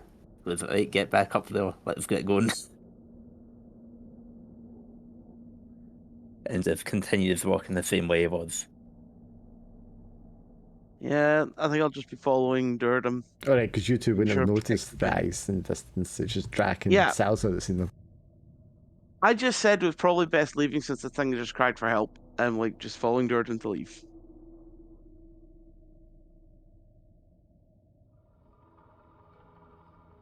I don't think I'm gonna let them go that way if that's the direction they are. Like, is there another way we can go? Yeah, so I mean, the way they want to go, Drac is going to take them right into this line of Ratkin that are in a parade almost, going down into this massive downwards tunnel.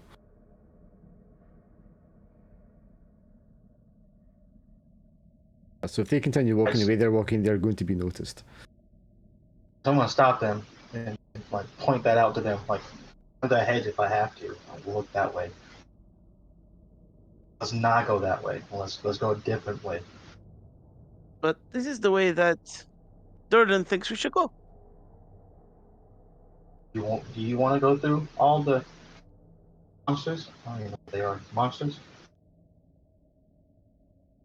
Dude, and pauses and looks back at it. They are a bit big. It just says to Salazar, how many do you say there were? The line of them you can see are not the size of this one. Smaller? Yeah, they're like dwarf sized, but skinnier. Bigger than I want to base.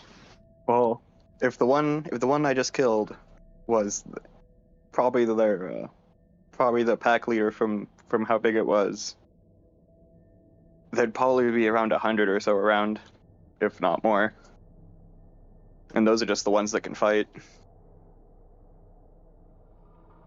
Okay, then we'll take a detail. I will trust your word, my good friend. So there are other tunnels leading in and out of this cavern. Some of them are at very strange angles, like some of them are vertical shafts coming down from the ceiling and then into the floor. These massive, round, circular tunnels, very smooth edges. Others are coming and going at all kinds of angles. Occasionally there's one that's like pretty much horizontal, but those very quickly kind of like veer off at an angle, either upwards or downwards. Right, well, I think we'd probably rather go upwards slightly, if anything. Do you have any opinions? Did we try to climb up one of the shafts?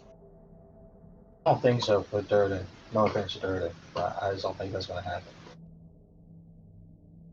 You can notice, Drac, with your keen eye, that something is kind of like catches the light in most of these tunnels. You know, you can see it kind of spread out. That light catch that would identify something as a gemstone. So these massive round passageways are just like, you know, there's a scattering of them every so often. Wouldn't you?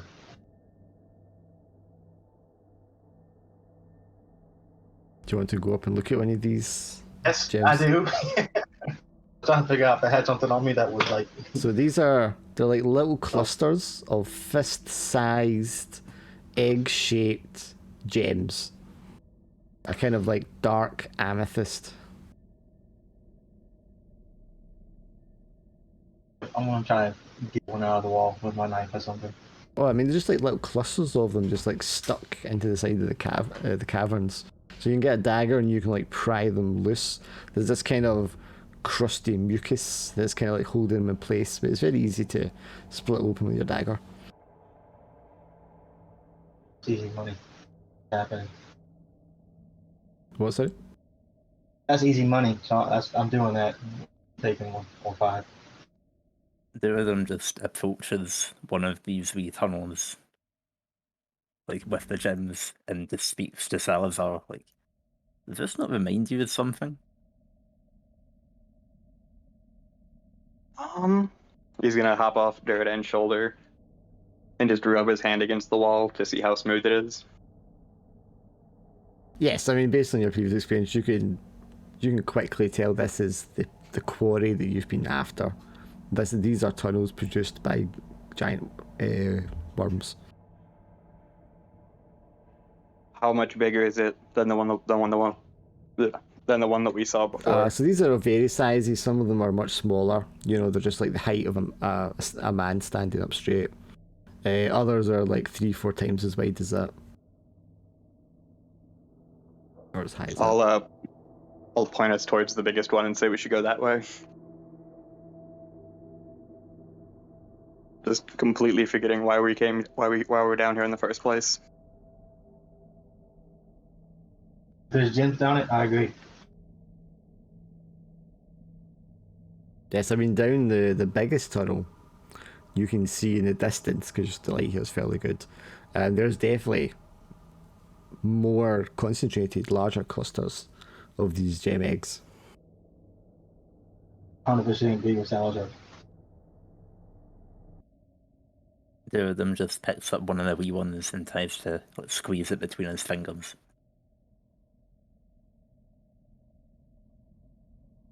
Is it very resilient, or does it like crumble or anything? It is resilient. It's hard, like an amethyst or a gemstone, like a rock, like you expect it to be, a mineral. But with your great strength, you know, you can crush it, and it's not like solid all the way through. There is like a hollow center to it, and as you do that, like a handful of these disgusting, squirmy worms, kind of just like squished into the middle of your hand. It just like wipes it off against his knee. He goes, I wouldn't be taking them. That's kind of gross. But whoever I sell it to, might not notice that. Take a few. I'm gonna see if there's any ones that are just completely intact. Oh, most of them are intact. Most of them are there, and they're perfectly intact in the way they've been left intentionally, until Drac came along with his dagger and started prying them loose. Duradan, can you dig one of these out of the wall without breaking the soil? Why are you wanting one of these? Because I want to see what it hatches into.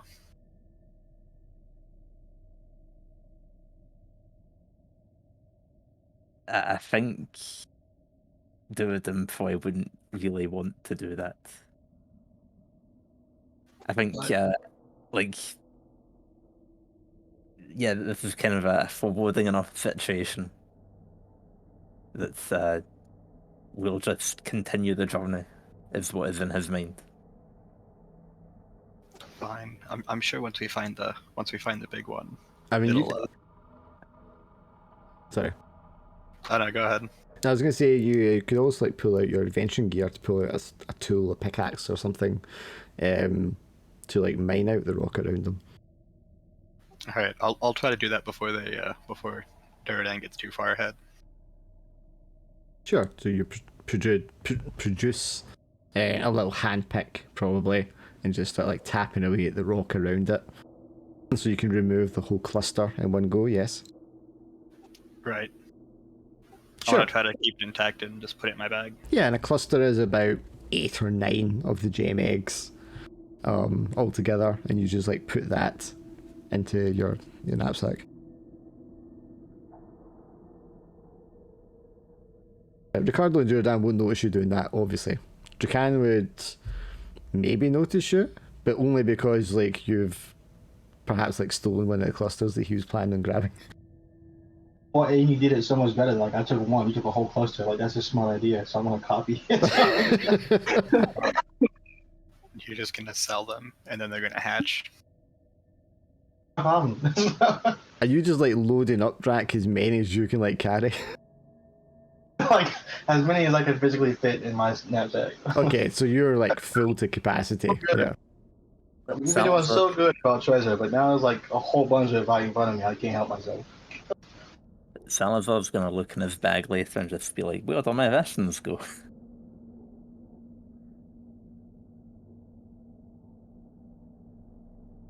I mean, that's what half of his load is, just monster food. Yeah, so you follow this tunnel, and at the start, I mean, it's one of the larger one. It's going downwards to begin with, and then it kind of curves upwards, sideways, and before long, you're not even sure if you're going up or down, really.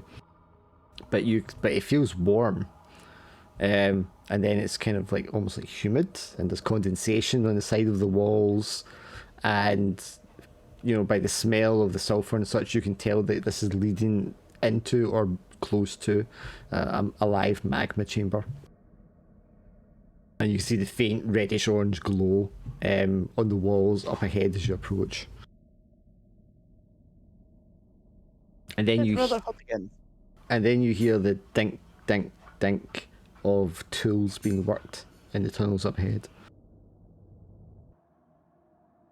Duradin looks like uncertain. He wants to speed up, but wants to remain cautious. So he's kind of like pacing a bit quicker and then stopping, looking around.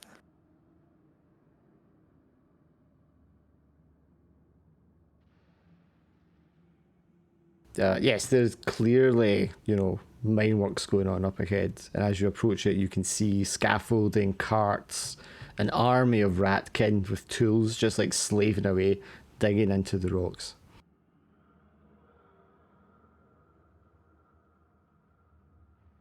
They mine gems too, or are they mining something else in particular?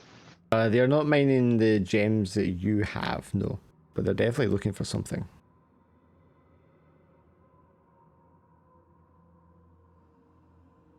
You can probably see like piles of other ore. You can see like exposed veins of silver and such, tin, copper, whatever.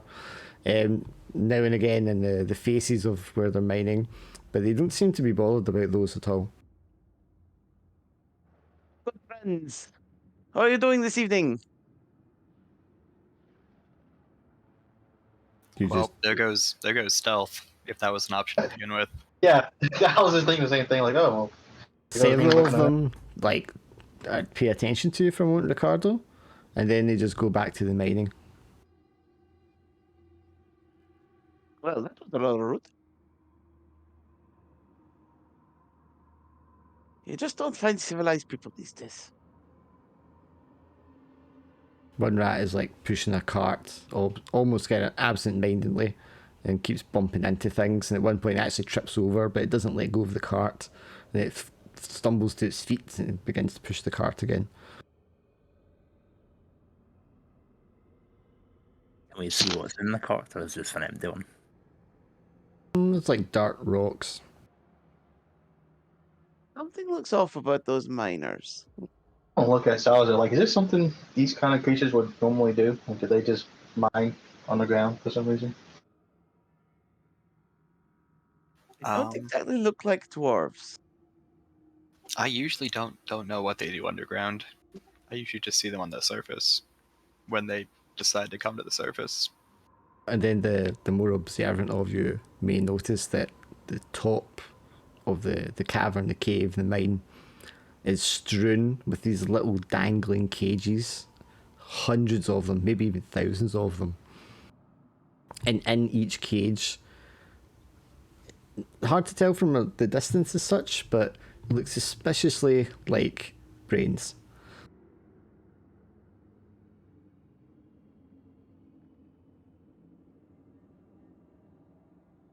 What? I didn't catch that. There's like brains in little round cages hanging from the ceiling all across the ceiling of this cavern. Them, of course, not noticing them, just asked Salazar, have you had dealings with these creatures before? Will they let us pass? How much do I know about them, Dark? Give me a clever roll. So a modifier to that. No.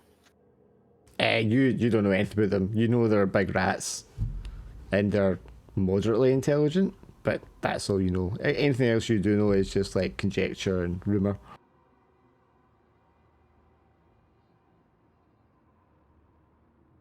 I guess I'll try to re-roll it with my traveler background. Would that be work, or would Beastmaster work? Beastmaster, I think, probably better. Okay, you know they're sentient. They operate in sort of tribal clan kind of culture. They live underground. They're supposed to be, like everybody else thinks of rats. They're thought of as dirty, signs of bad luck, misfortune, and they're supposed to be like vicious and kind of nasty. They'll probably only deal with us if we have something they want. They're mining for something. Do they want those like eggs that you've collected? And he's looking at the can. No, you can see down there, they're like ignoring those. That's not what they want. I mean, Duodin wouldn't notice that. Oh, I would point it out. Ask me. I mean, there might even be like a pile of the gem eggs that they've moved out of the way of their mining, just like sitting at the side. Well, they probably don't want to break any of the eggs and attract whatever laid them. I'll point to the cages, I guess, to Salazar and everyone else. I'm going to climb across the ceiling and figure out what those are. They all seem busy. We might just be able to just walk across and leave. You crawl up onto the ceiling, Dracan, over to one of the cages and grab it by the rope and start pulling it up so you can see what's actually in the little cage that's hanging down. And there is indeed a brain with the brain stem and the eyes on the stem just inside this little cage. It's covered in some sort of rich smelling fluid, presumably to keep it fresh. Any closer to any of the rats just to look at them by chance? Sure, give me a stealthy roll. If you're trying to be unseen, give me a stealthy roll. I'm definitely not trying to get spotted. Plus 2 is 8. Yeah, I mean, if you want to get really close to them, they're going to see you. I'm just trying to get a little bit closer just so I can try and see what they're doing. I'm still stay up on the roof though. You know, Yeah, like, I mean, every one of them without fail is working on either mining or moving materials to make space for them to mine. They seem to be going in all different directions. They're not like organized. It's not like set to any kind of set pattern. It's as if they've all just like picked up a tool and just like picked a spot at random and started going at it. Some of them look exhausted. They're sweating, but they're still going, and they're paying no attention at all to anything else that's going on around them.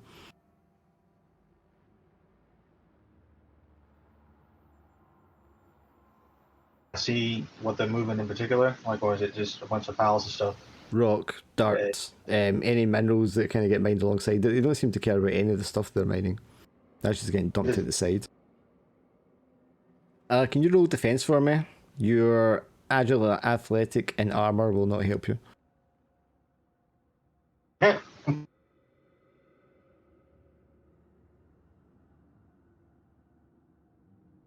You are magical, aren't you?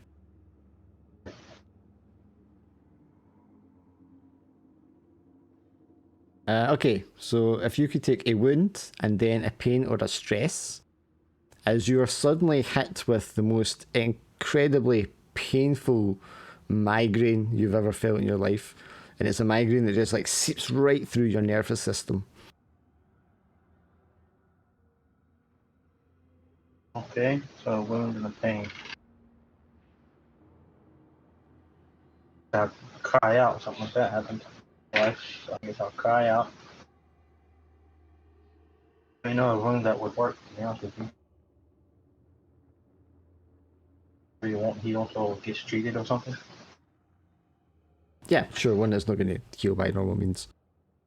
Yes, you don't know where it came from, you don't know what caused it, you let a shriek of pain. None of the rat can pay any attention to the sound you make whatsoever. A few of them might briefly look up at you, and then that's it. I would retreat the others if at all possible while this is happening. Salazar, I mean, maybe you would notice when he makes this shrieking noise and it gets your attention. You notice there's like a ripple effect in all the brain cages in the ceiling as they all kind of like move as if there was a breeze kind of rippling across them.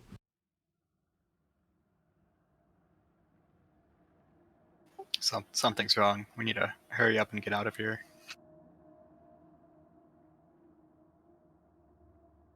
How far is Draken from where we are? How far away did you go, Drac? I wouldn't have gone too far, but I would have went far enough to at least spot some of the so I guess the ones closest to them. Yeah, so I mean, if you are like up above them at a different level, he's probably just kind of like crawled down, straight down to them. Alright, Durdan. I'm just gonna point towards where Draken is and say, just start running. Where is supposed to go, Salazar? We need to get out of here. Oh, okay. Yeah, not sure why, but there of them will like charge over to where the can is, and he's just gonna run straight through out one of the other exits here. Okay, are you making a lot of noise when you do this, or are you just strong and silent? He's not attempting to be stealthy, so he's gonna make noise. Ah! He's not gonna roar or anything. He's just charging through. The thunk, thunk, thunk, thunk as he runs. Yes. Like equipment nearby him is like clanging together. Sure, give me a forceful roll. Are you jumping down, scooping up Draken, and then charging? Yeah, he'll just scoop him up. Okay, well, that He's is done gonna that happen. often enough. It's just let's get through here before they do anything to us. Sure, yeah, forceful. Oh, excellent. Yeah, I don't know what's happening, but I know we don't want to be here to find out. Sure, and Ricardo, I mean, you're like, oh, is something wrong? And then next thing you know, Jordan is like leapt down, scooped up Draken, charging across the cavern mine, smashing through carts, shacks, knocking over tools, knocking over rats, I mean, he's trying to avoid most of it. But plowing through, not plowing through the scaffolding, just beeline straight across. Imagine he's trying to, and every time he turns to like an empty spot, some There's a rat's tunnel, moving stuff along, and he always just smashes straight into that every single time. Yes, I mean it's a terrible run. You're all over the place, smashing and breaking things all the way, but the rats just are completely oblivious. They're just not minding at all. They barely move out of your way to avoid you as you barrel through past them. I mean, in I'm no just time. gonna walk Sorry. slowly behind. Yeah, I'm just gonna walk slowly behind, try to like leisurely stroll. Yeah, in no time at all, you're on the other side of the cavern. And Ricardo, you just kind of stroll through in the middle. Again, barely any attention is paid to you. Are you strong-willed, Ricardo? I don't think. I think you No. might have got out though. Oh, sorry. I have Daredevil, Quick Killer, Social Chameleon, Attractive, Natural Immunity, Athletic, Servant of Goddess. Natural resistant, immunity to magic, is it? Natural immunity is, I think it's like poisons and toxins. Alright, okay. I've been poisoned so often that I'm now just immune to most Sure. poisons. Do you want to roll defense for me? No armor, no agile athletic. Okay. No training. Training won't matter, no. 7. Would I have to also, since I'm following in Durdan's wake? No, you're okay. Okay, so you're going to take a pain and then either a wound or a stress, Ricardo. As you are also rattled with this intense, sharp migraine that just, it's like somebody's like just jabbed you in the brain with something extremely painful and it's flooded your immune system, your nervous system.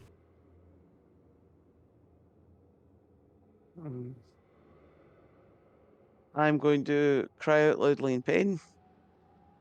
Oh God! Are you sick? What's pesos, man?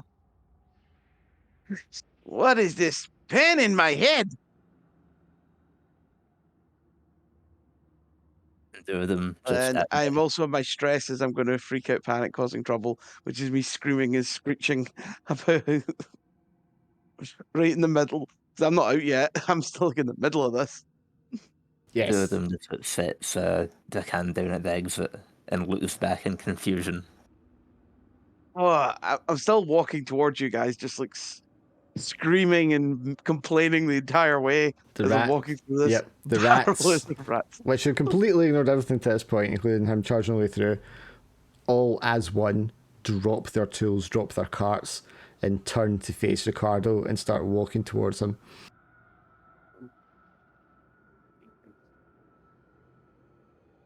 All right, but I got this. This is a pen in my head that I do not expect. Oh God, I can barely concentrate. It's like everything around me is just non-existent. Two of them just shouts that they're doing something to him and like runs back in. Oh, I'll just stay at the entrance we found and just defend the exit so we have a clear way out. Okay. And if they're going to keep like closing in on Ricardo, two of them's just going to this time intentionally try and shove some equipment into their way and try and like get Ricardo out. Yeah, do you want to give me another forceful?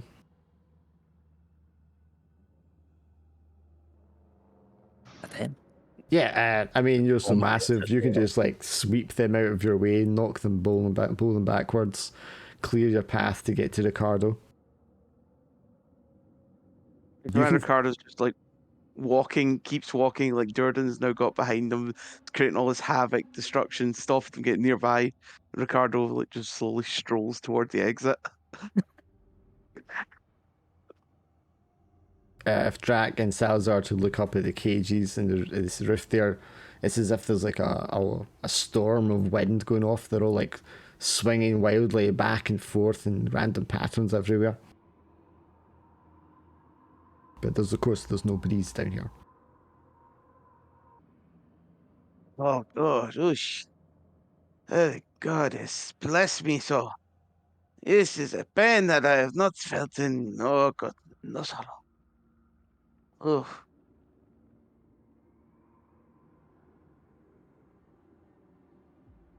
Yeah, if they have enough of a gap, then do them. We'll just try and like run with Ricardo as well. Yes, I mean, you charge across and then back again, no problem. I don't think going back again to the entrance, or the exit rather, is going to be an issue for you. Ricardo's finally arrived at the exit. He's like, my good friends, how are you doing? I've got this splitting headache just niggling at me.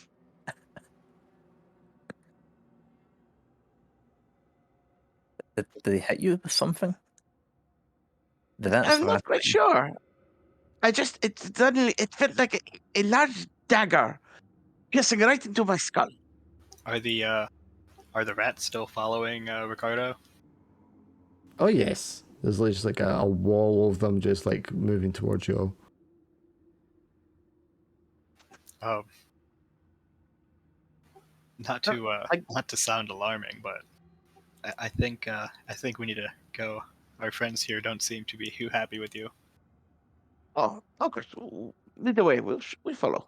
Jacan's knapsack, stuffed with egg gems as it is, quibbles and vibrates for a moment. Oh shit. I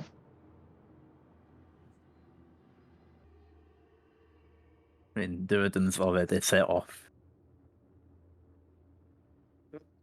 Are we Ricardo will down? follow afterward. Yeah, so this is clearly like the other side of the worm tunnel you were going through.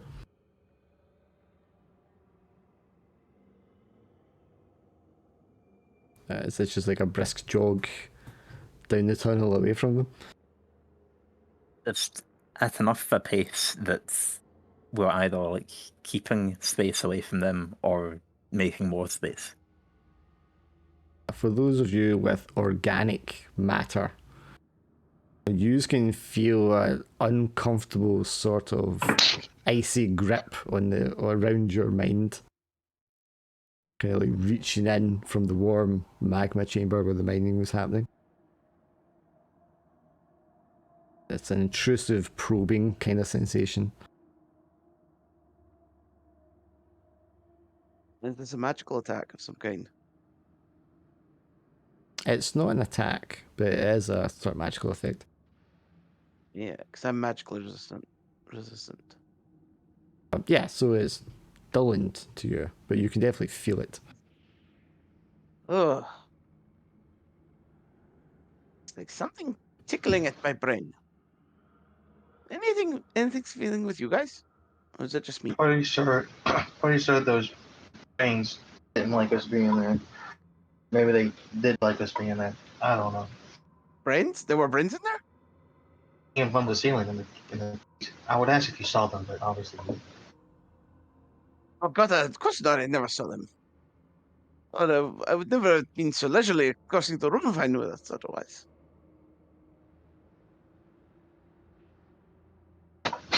One of That's why we the. need it. There you go. No, go ahead.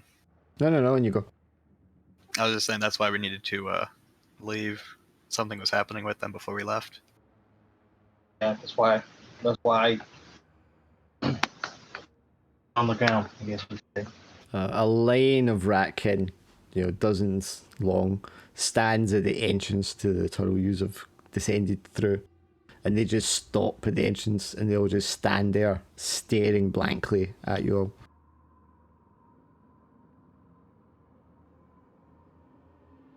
No, they were in cages hanging from the ceilings. Someone put them there, right? So maybe there might be more ones else.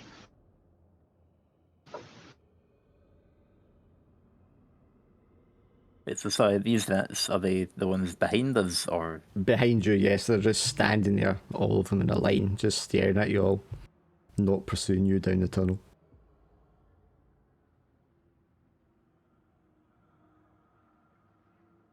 And after a few moments, they all just turn around and go back to their work.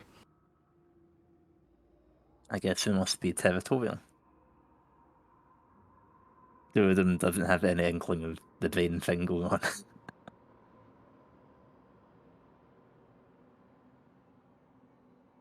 A gemstone almost like hops out of Draken's knapsack onto the ground beside him. I think I'll take them all out at that point to see what the hell's going on.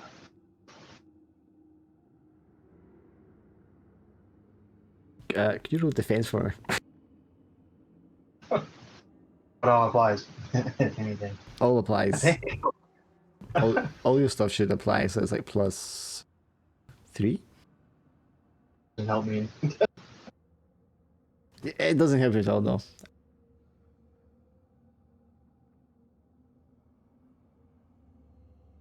Says, okay, you're going to take a wound as you open the bag, and just a surge of worms just like spurt, for a lack of a better word, kind of like all over your face and then down your cloak and down your robes. Just like hundreds of them. Little kind of dark violet ones. They're only like finger size, but there's a lot of them.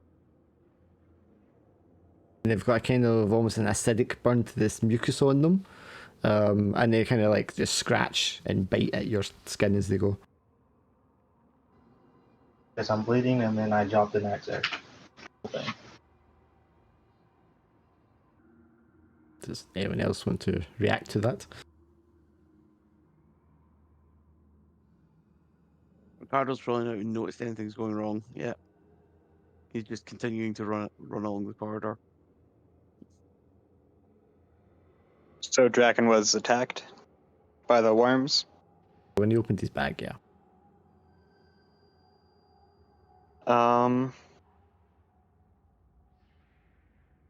Since they're young, I guess I'll try to command them to stop.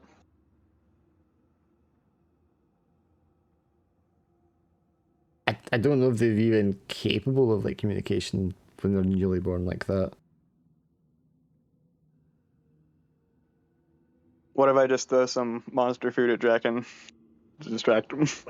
Yeah, I mean, he's covered in these things, getting bitten and burnt, and then you just start throwing food at him.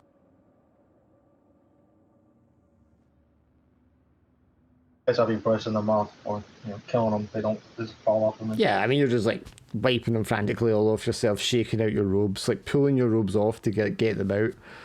As they hit the ground, they just start to like burrow and tunnel away into the rock.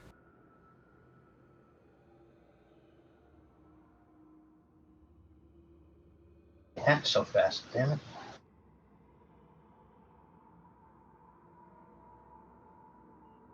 But the outer shell of all the egg gems is still in your bag.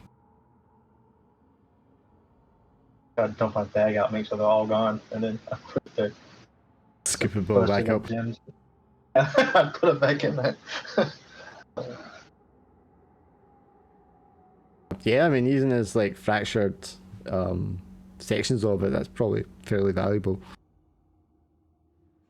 Since no one has taken my health potion, I've offered it like 3 times. No one's like, oh, we got it. So I'm gonna use it on myself now. I have any injuries for me to be comfortable with. Okay, so it's 1d4 wounds you recover. And you get all your pain recovered. It's quite a brave act to just drink something that's been in your bag with all the worms. It's okay. It had a cork in it. And say the same thing for the rations.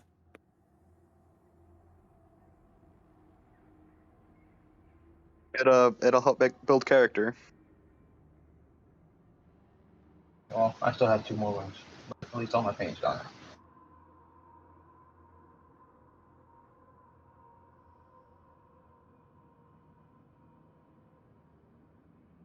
Yes, and you descend into the tunnel. Much like the one before it. It takes you downwards. And then it kind of twists around and upwards again and brings you back into the main Underdark caverns. I think the rhythm's just going to take the direction which feels right and just continue over there. Sure. Yeah, I mean, kind of battered and bruised as you are, you continue your slog, climbing over stalagmites, avoiding stalactites when they're coming down too far, getting on your belly occasionally and crawling through crevices. Eventually you find yourself in another one of the wide open caverns, and there is a settlement, a construction here of some sort. Black stone has been carved into massive slabs and formed into walls and buildings. A very elegant kind of architecture. Not like the dwarves at all. But there's no lights in the city. There's no sign of movement. I would say city, it's not as big as that, it's like a large town here underground. But it seems deserted. There doesn't seem to be any sign of life from outside. You want to scout it out, or are we just gonna walk up in there? Well, let's ask Ricardo. What does he want to do? Because it kind of what we decide doesn't really matter. Ricardo's gonna do what he wants. And imagine you're kind Ricardo of... just- Sorry, imagine you're kind of tired by this point as well, because you've been walking like all day now. Ricardo's just not paying attention to anything anyone's doing at the moment. Is he walking towards the city, or is he actually staying still? Oh yeah, Okay. he doesn't even notice the city at this point. He's just walking. He just keeps walking, not even noticed anything that's around him. Lost in his thoughts. Exactly. Totally lost in his thoughts about, mentioning like, how did I not notice those brains on the ceiling? Such a conundrum. What is this pen still digging in? It's like a migraine or something.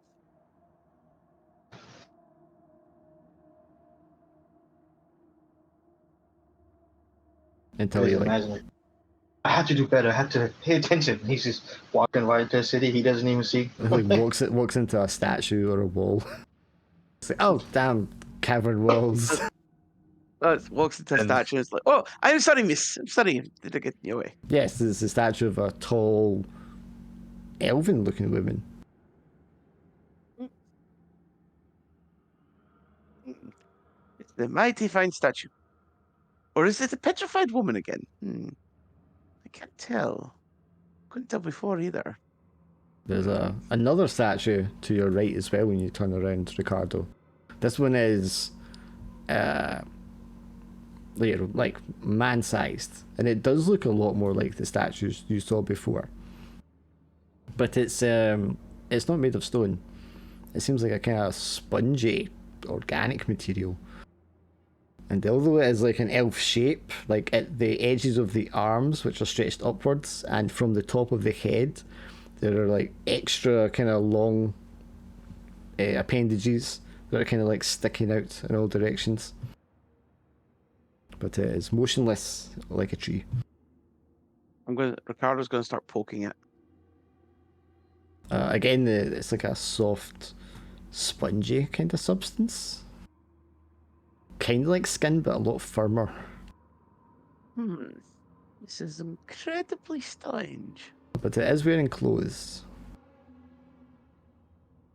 Is it a person made of stone? They're not made of stone, no. Is that a living person? Maybe. Maybe? I mean, it's... The whole thing is this material, and it's a little misshapen, but it's definitely, like, generally in the shape of a thin person. I'll try to pick it up. So there's like roots coming out the bottom of the feet, and they're, sunk into the puddles in the ground. But with some effort, you could yank it free. Yeah, I'll put the effort. Okay, there's like kind of tearing sound as if you're like grabbing a handful of vegetation and tearing it out of the ground. That sort of sound as it like rips at the ankles and tears away. It's almost like a big kind of spongy scarecrow of a sort. Before it's fully torn out of the ground, I'll let it go and let it sit back down. Yeah, it just hits the ground, just like softly thud on the ground. Hmm. It's a very unusual thing, this. At this point, this is when he'll actually look around to see, notice the big giant city. Oh my god! How did I not notice this? I think if Ricardo's gone in, then we'll do with them and probably follow after him, at least to regroup. Just decide what to do about the city. Yes, you're going in through the main gates, which are wide open, into the courtyard. So they'll wander in after Ricardo, whatever path he took. How well lit is the city? It's not lit at all. You've just got the mold, bioluminescence in your torches. Can I try to look around to see what happened, where everyone is? Sure, if you want to roll.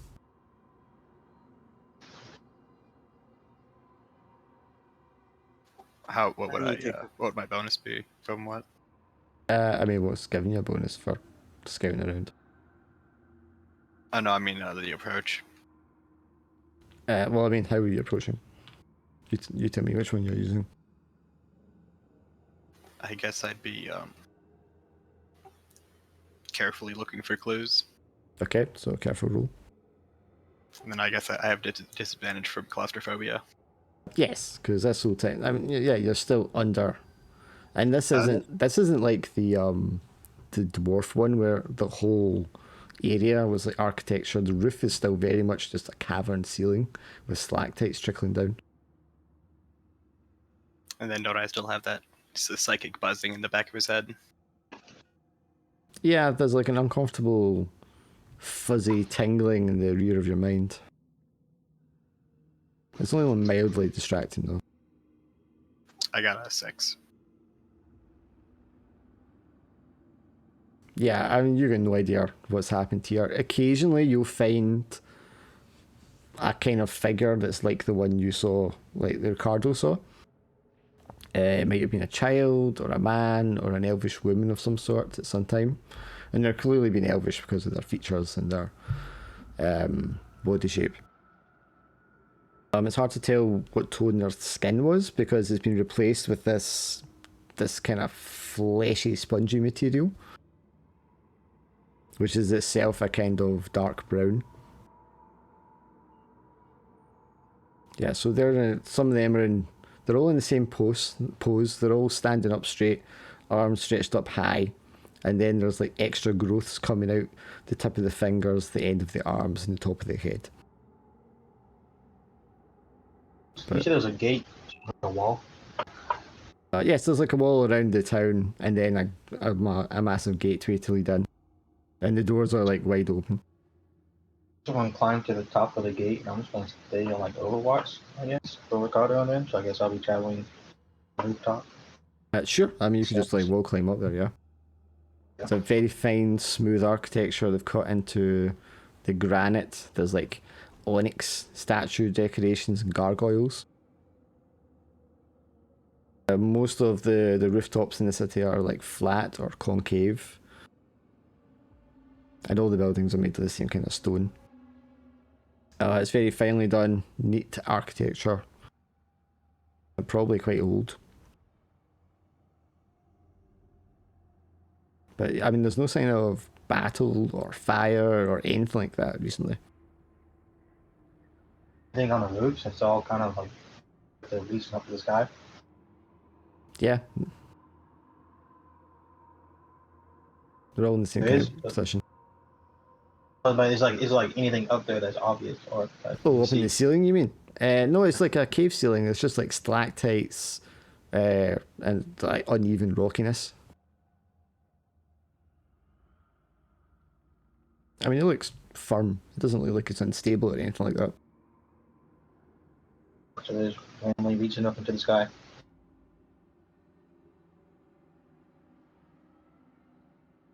Paint, maybe, I guess.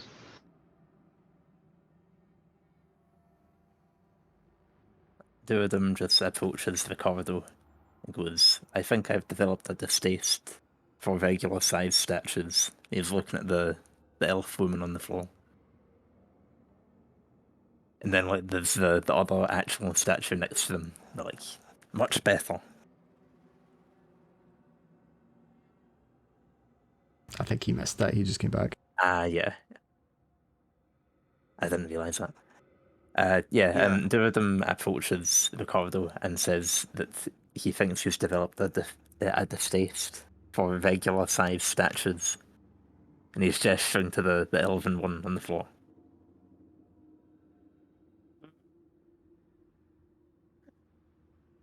Oh, you're Still lighting just up. curious. Go ahead. Oh no, I was just saying you were lighting up, but I couldn't hear anything. But go ahead, sorry. I'm getting curious of these unusual statues we seem to recurringly see. Do you know this, Doran, do you know anything about this weird spongy statue? These weird kind of materials. I was going to ask the same of you. Do you recognize this town? I have never been so far north. They're underground. At least not that I can remember. I thought you'd entered so willingly because you'd been here before, but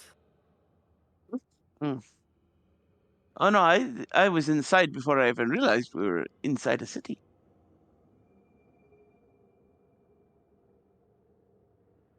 two No, of no, them, my friend, I was lost in thought. two of them looks about for the other two. Well, we shouldn't split up anyway. Realizing that Drakan has already left you. Yes, we must counter the other three. Drakan, Ryze, and Salazar. We must find them before we continue. Where is Salazar? I'm just I guess after Durdan wandered off, I'd probably just be wandering around in the dark because I don't have a torch with me right now. Like two of them, like he knows better than to even try to look for Ryze right now. If you can't find a ghost, Not really You'll turn up hiding eventually. up above. Yeah, but I guess the two people who wouldn't know, but maybe Salazar will be able to see him. well, he's wandered off in the dark. He can't see anything. You climbed up high. Those two are just like telling each other, "Oh, we better not split up," and then look around and there's no one else there. to be fair, Ricardo split off first, and then the other two did. Uh, At least don't we think are we're together, fine. my good friend. I'd just be climbing up to the top of the nearest building or nearest structure I can. Yeah, I mean, there's occasionally there are stairs that will take you up to the the top of the exterior wall, and from there you can maybe like leap across onto one of the building roofs. And That sounds. two of them, Would that be considered a daredevilish if I'm just jumping around where I can't see? Since you want to tempt fate, sure. All right, what do I roll? I'm forceful.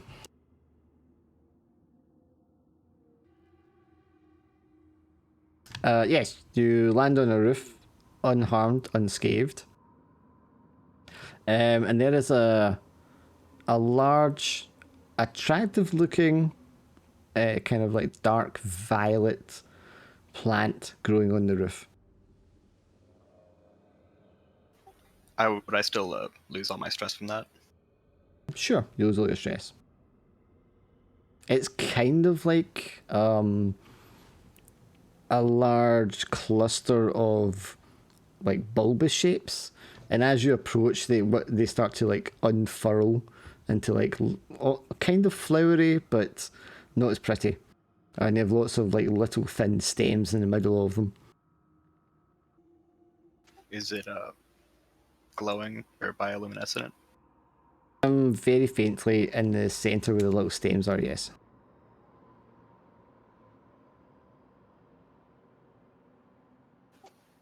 I'll take an arrow out of my pack and approach it.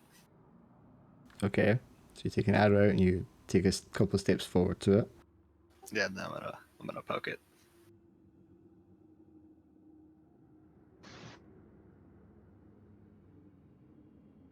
do you have anything that would have to do with like reaction speed or reflexes for you? I have combat reflexes and agile. Okay, roll 2d6 plus 2.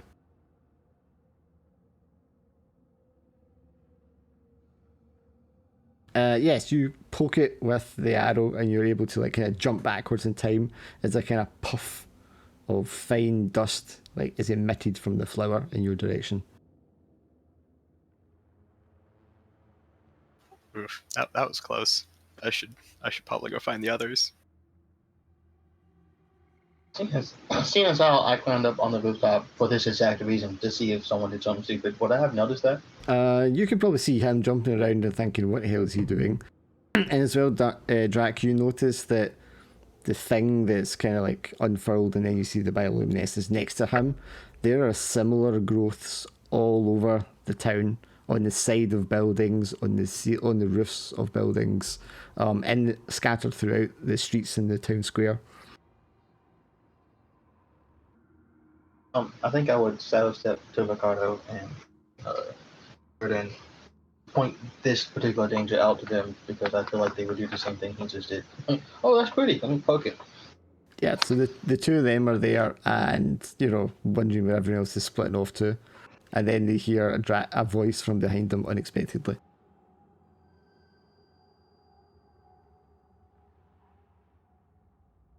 I think I'd be calling out their names to get their attention first. So that's what Yes, we do. an unexpected voice calling out their names from behind. I mean, it's obviously a turn, but or do them it's obviously a turn, but can they see where he's calling from? I'd sidestep close to you, so I wouldn't be too far away from you. Well, I mean, it would be in the shadows. It would be in the shadow. Do you still have a light source now? I don't know. I think was it both of us had the torches? Yeah, both of them two had the torches. Yeah, but do you Yeah, still have the both of us had torches torches. after the mine and all that? I would just reuse a new torch if I'd lost one. Sure.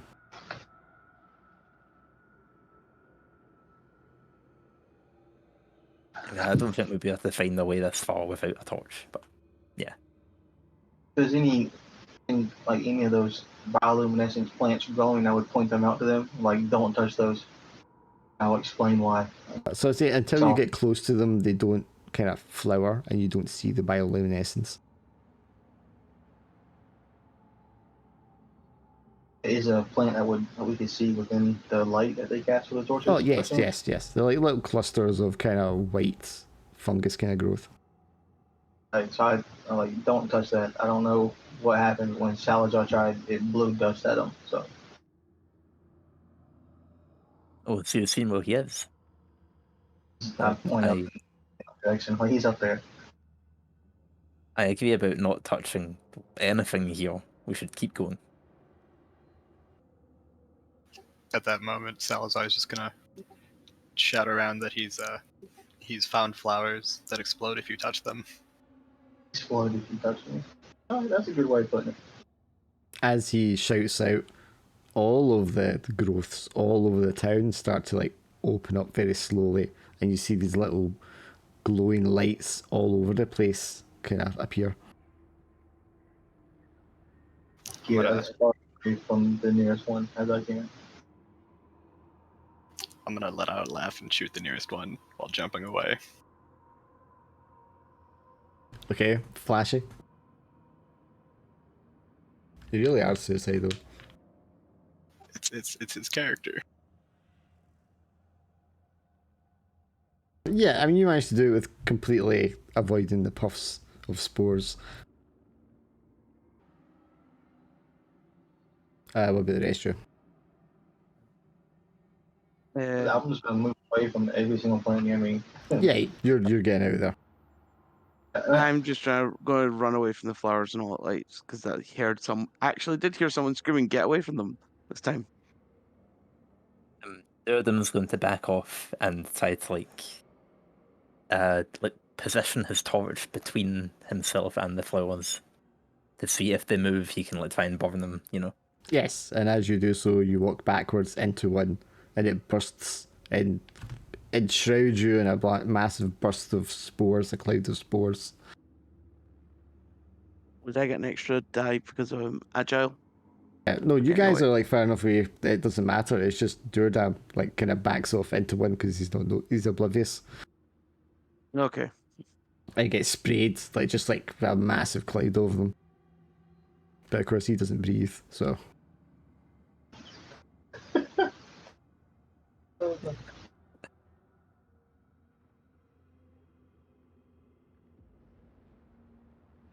Yeah, so Also, he's going to, like, if he can like at try all. and brush off the spores, he's going to try and leave.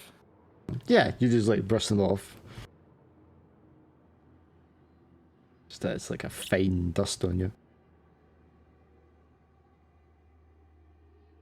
They do absolutely nothing to Durden.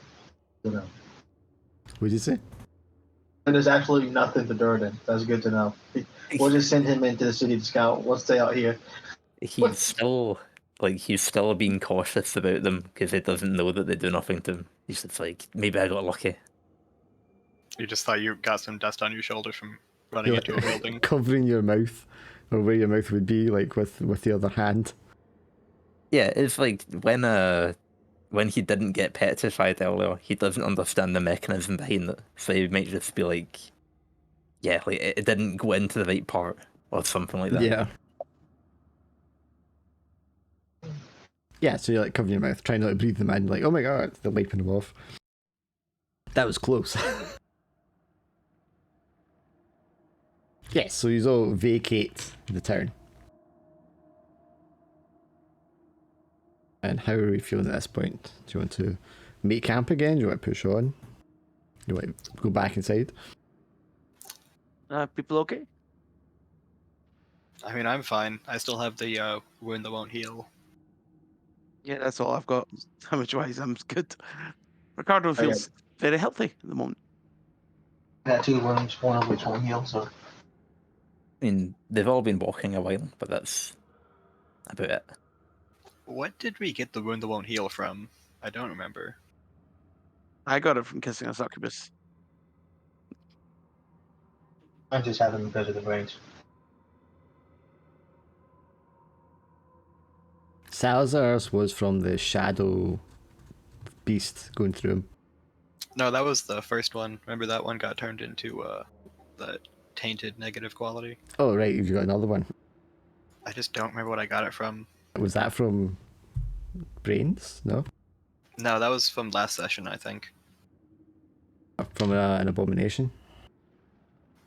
Yeah, it was either an abomination or one of the times the basilisk threw me into a wall. Or wait, no, I didn't. I got turned to stone by the basilisk. Had to be during the abomination fight before we made it down to the dwarf that was dying with Ryze. Yeah, it must have been from an abomination then.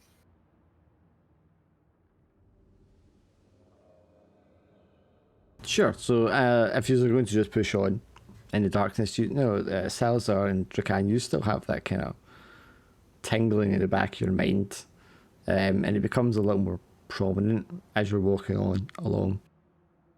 And the both of you start to hear a soft voice whispering, but it's not coming from like the cave anywhere, you just hear it in your mind.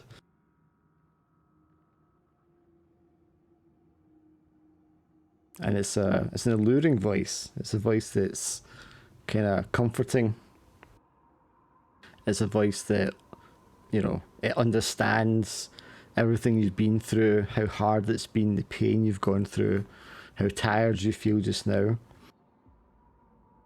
You know, and it's encouraging you to just, you know, lay down your arms, you know, sit in each other's company and just like relax. Like there's no need to go on and be in this kind of pain anymore. I think I would speak up about that. I think being manipulated a few too many times, I would be. It sounds great, but at the same time, like, why? Like, where is this coming from? I think I would say something to the others. Like, Salazar will just think it's a monster speaking to him, and he'll start looking around to, like, picking up rocks and seeing if there's anything under them.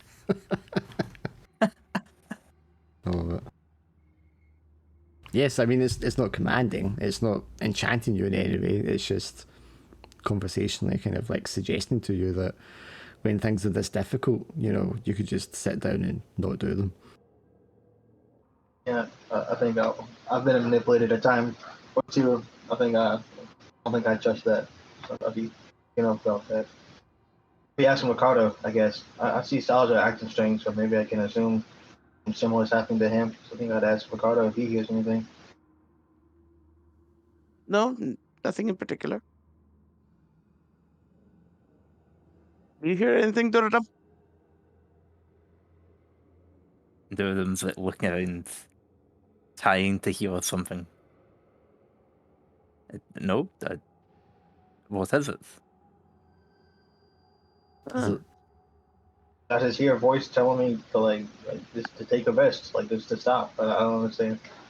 the cave in its entirety rumbles. Oh, I think I found it. found what? His first, hey, I found it.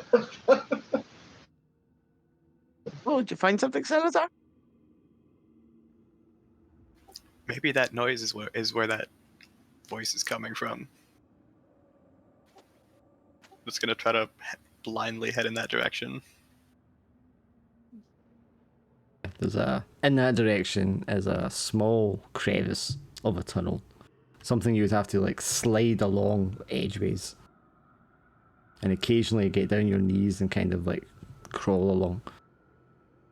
Does that mean, like, I don't know if Durham would have caught up to him, but is it Durham sized? Or does he find a different way?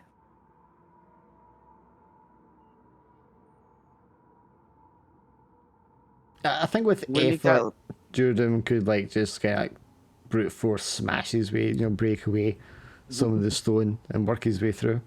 But it would take you longer.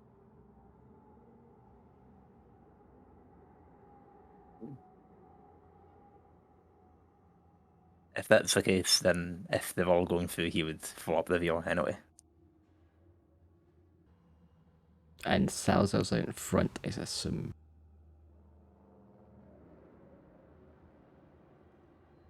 I'll go behind Salazar and follow him through. When you come out of the other side, somewhat similar to where you were before, there's what looks to be a dwarven settlement lit up with magma, which is all around it in rivers and pools and waterfalls. It's extremely hot here. The air is very difficult to breathe. It's full of gases. Many of the dwarven like architectures and structures look like they've been scorched at some point or other. And occasionally you can see the flutter of large bat-like creatures that are resting on the rooftops like gargoyles.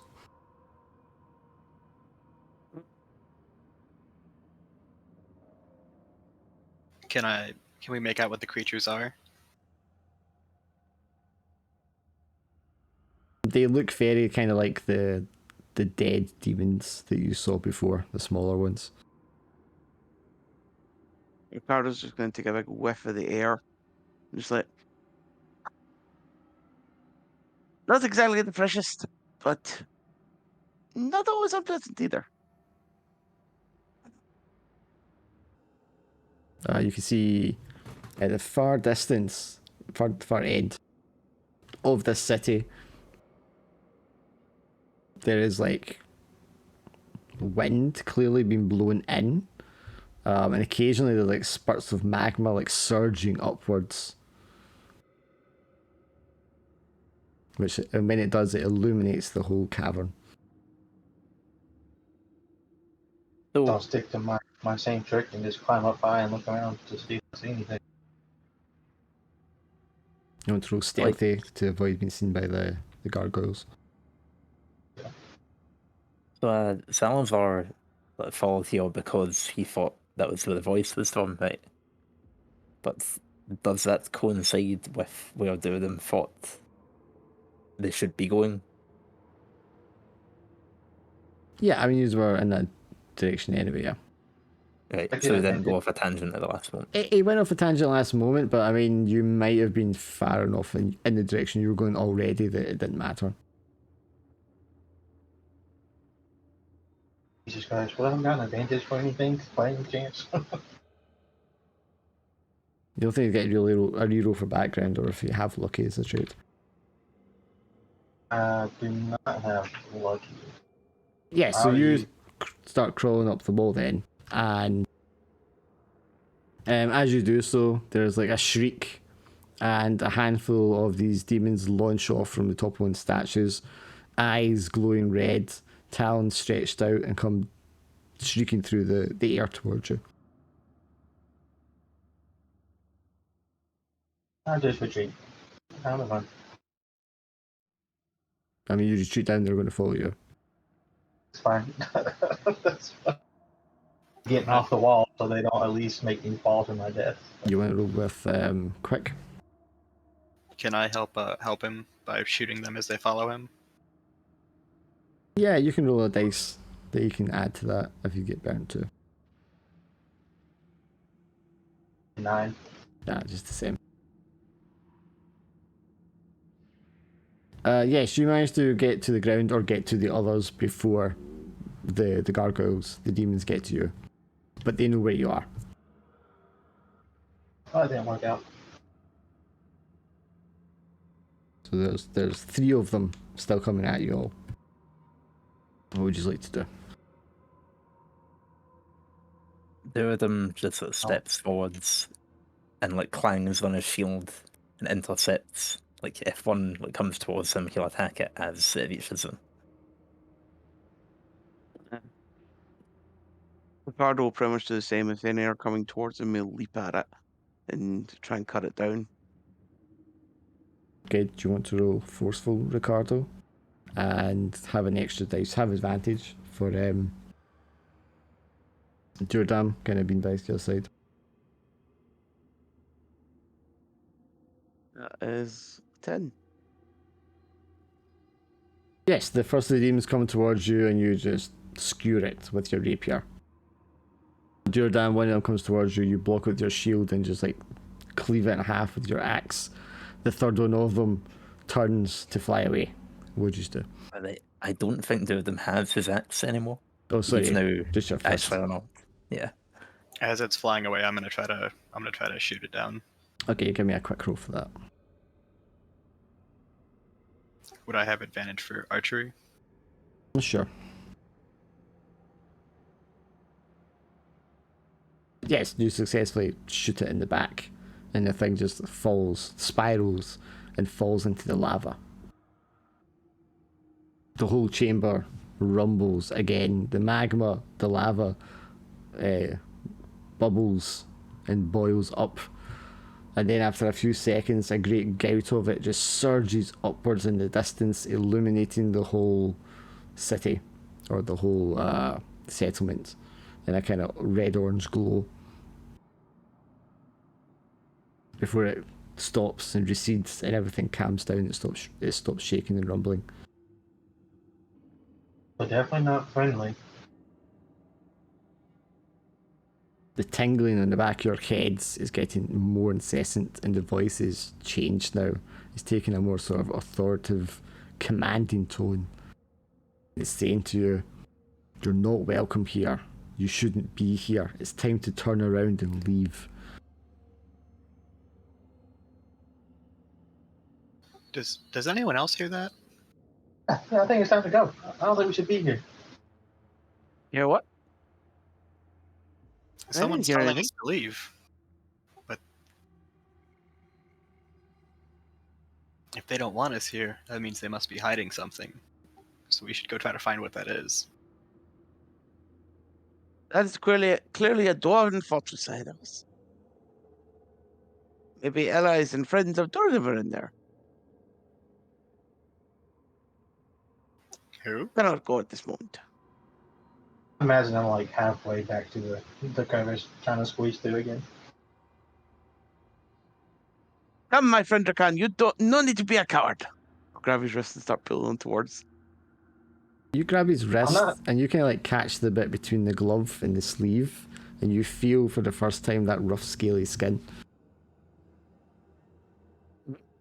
And I'll just grab him by the wrist and pull him. I was already told he was a half demon, so.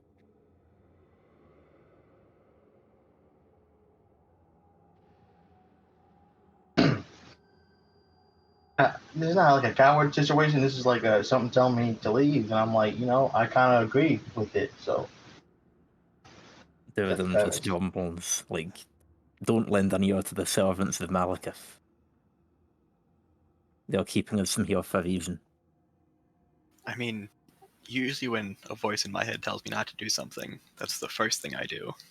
There's the sound of crumbling, tearing rock like a miniature avalanche, and a great dwarven stone statue kind of crumbles at the halfway point and collapses and splashes into the magma pool beside it. Go on, my friend Drakan. We can fight like noble warriors. Or you could accidentally trip and fall into the pool of lava below. Or one of these statues could collapse on top of us, like they seem to just be collapsing on their own. And two of them like chuckles and goes, I don't think noble warriors Drakan's style. Oh, It's the definitely, stealthy kind. definitely not the kind of warrior I would be. Besides that point, I'm gonna stand behind Durden. Like, he walks forward, I'll walk forward. Yeah, two So of you're them not just running kind of back to the crater anymore. instead of keeping his shield up and slowly advancing. Well, unless I use like all my checks to leave you guys behind. Obviously, Ricardo is like, no, we must go ahead. So I might as well just follow. And then, Drakan, you hear a noise that you recognize. How can this day get even better? It sounds distant and echoey, but unmistakable. Yeah. It's coming from above you, perhaps on the surface somewhere. And what is it exactly that I recognize? It's a long kind of horn sound that you recognize that you felt when that demon lady pulled you into that other place. Is he afraid of that sound when it happened? Well, at that point, you were kind of like, nope, I'm out of here. Because I was like, I'm out of here, and then she said something like, "We ran out of time," so it Yes. doesn't give me the impression. It gives me like this is a bad impression. We definitely shouldn't be here. I'm just gonna hide in some shadows. Like,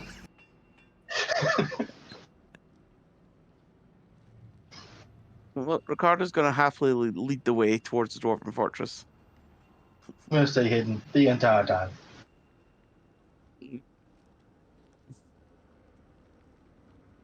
I'm gonna follow Ricardo, and then just as he goes, I'll just shoot all the demons, as many as we can. Yeah, Ricardo, so I mean, are you trying to remain hidden from the gargoyles that are perched in places, or are you just storming in, or what? You're asking if Ricardo's going to remain hidden? He probably doesn't even know the gargoyles are there, just strolls casually So I mean, through. yeah, so the extent of what Ricardo's noticed of the city, it's dwarvish. There's lots of lava around. Yeah, Is that and it? it's like it's a pretty much. It's like, oh, there was a gargoyle chasing our friend earlier. Let's kill it. We killed it, and like, okay, we'll keep moving. And now two of our friends are like being a little skittish. I mean, I'm like, come there's on. been oblivious, and then there's been blind. I mean, where do we draw the line here? Look, Ricardo's like wants to go see the city, see if we can find any dwarven survivors to. And he's very focused. It's like if he sees one sitting in a perch like to his left or something, or to his right, yeah, he's going to notice that. But if they're all perched like in the ceiling, no, he's not going to notice them because he's Yeah, not looking they're up. up on the top of the buildings and top of the statues and stuff. There's not would- like, I want to be clear, there's not like hundreds of them. There's like small clusters of them here and there. He wouldn't Okay, he's notice gonna. Salazar behind him shooting them.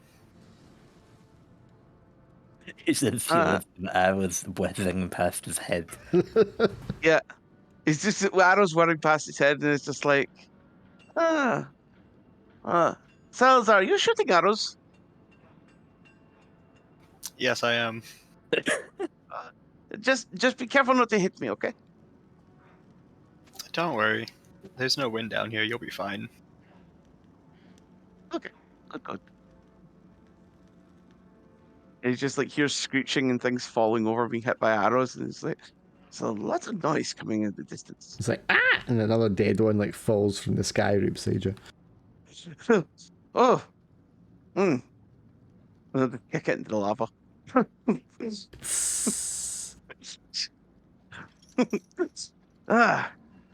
Come, fortress is dead ahead. So as you're kind of getting closer to it, you can see that, you know, this is not a dwarven settlement that's been lived in anytime recently. The architecture is in a great state of disrepair. There's cracks in the walls, edifices have like fallen off and been worn away. The streets are like uneven and cracked, and some of them have fallen away. Some of the bridgeways have fallen into lava. It's very broken and disjointed and uneven, as if there's been like earthquakes and stuff happening. And clearly no one has been living here. There's no like anything that could have rotted away a long time ago is rotted away. It's just the stone that's been left. And then occasionally there are sort of tremors through the ground as well. When they happen, all the demons roosting high up kind of like switch positions and fly across to a different spot. Does it seem like the lava's getting higher or the buildings are getting lower?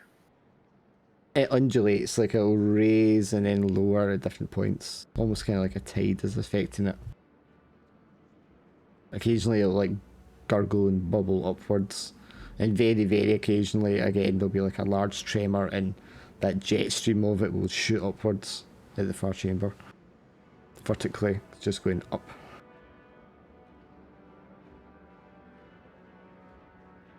Is there anything strange or odd in the chamber other than the demons?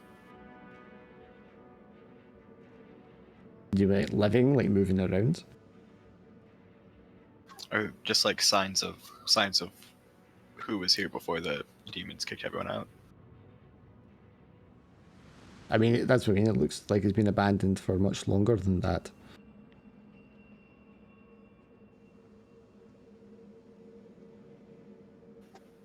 Do any of the demons seem like stronger demons, or No, these are all like small ones, quite weak ones.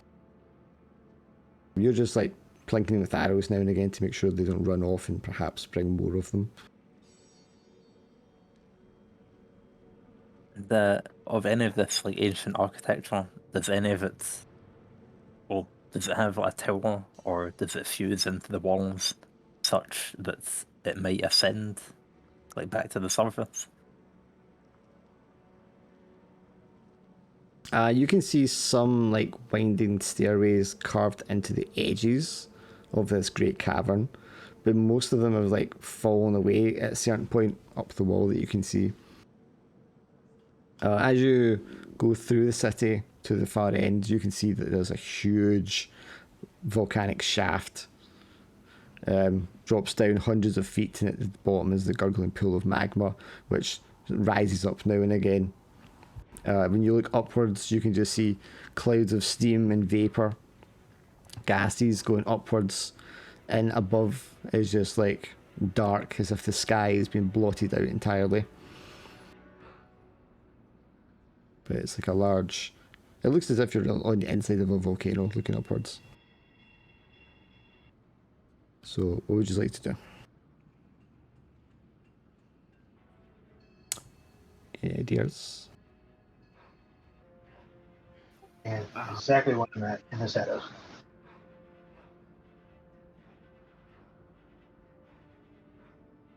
So, I guess if Duradan knows where he's going, Salazar will just follow him. okay, so you're just going along. Drac is kind of following, stuck in the shadows.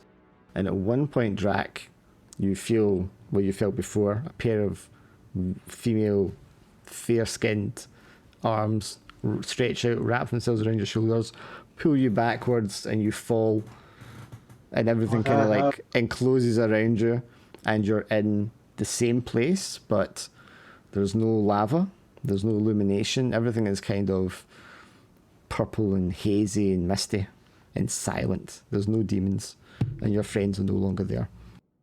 And standing behind you is the succubus Drakkar.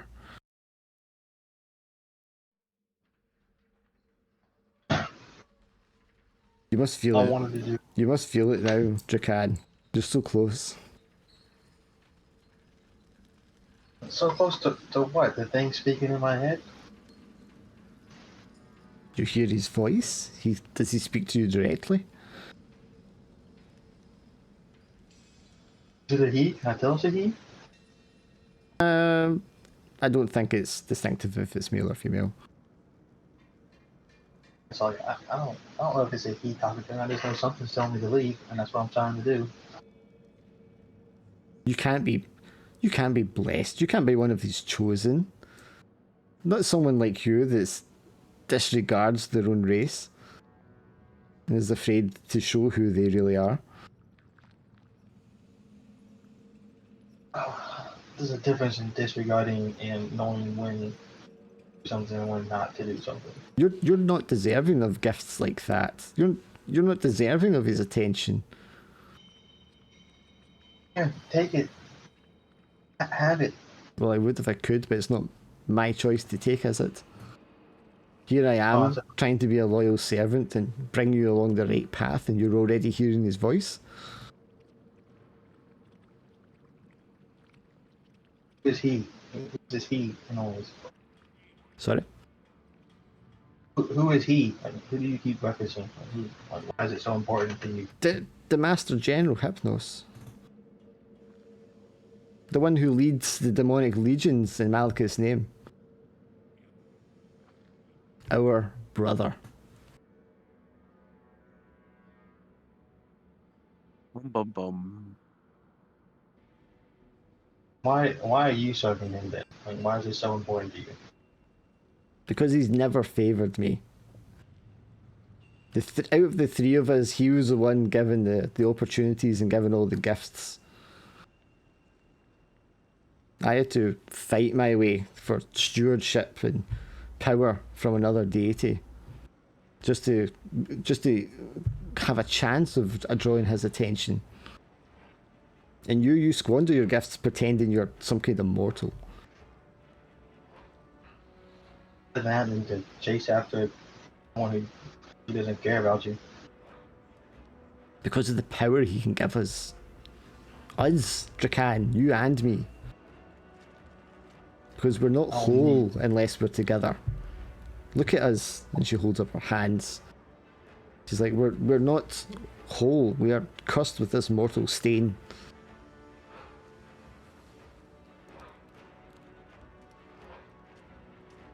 So that's what you want. You want to get rid of the other half of you.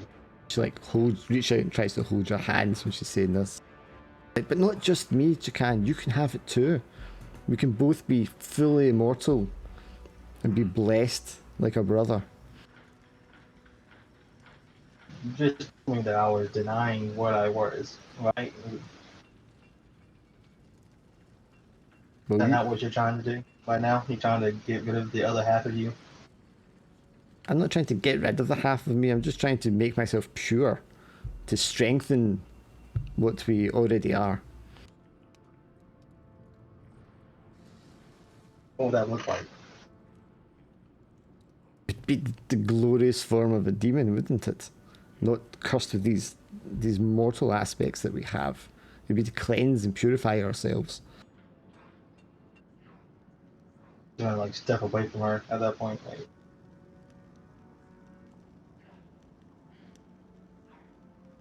you're trying to change who you are so much. Maybe that's why you weren't chosen. And what, I should be like you? Spend my time stealing trinkets? hold my hands up. I am what I am. Like, I'm not trying to hide that. Yes, you are what you are. I know about you, Drakan, and I know the one trinket you tried to steal, and for a moment you had a taste of the kind of power that we could both have, bringing whole armies through from other dimensions. That was you. You did that.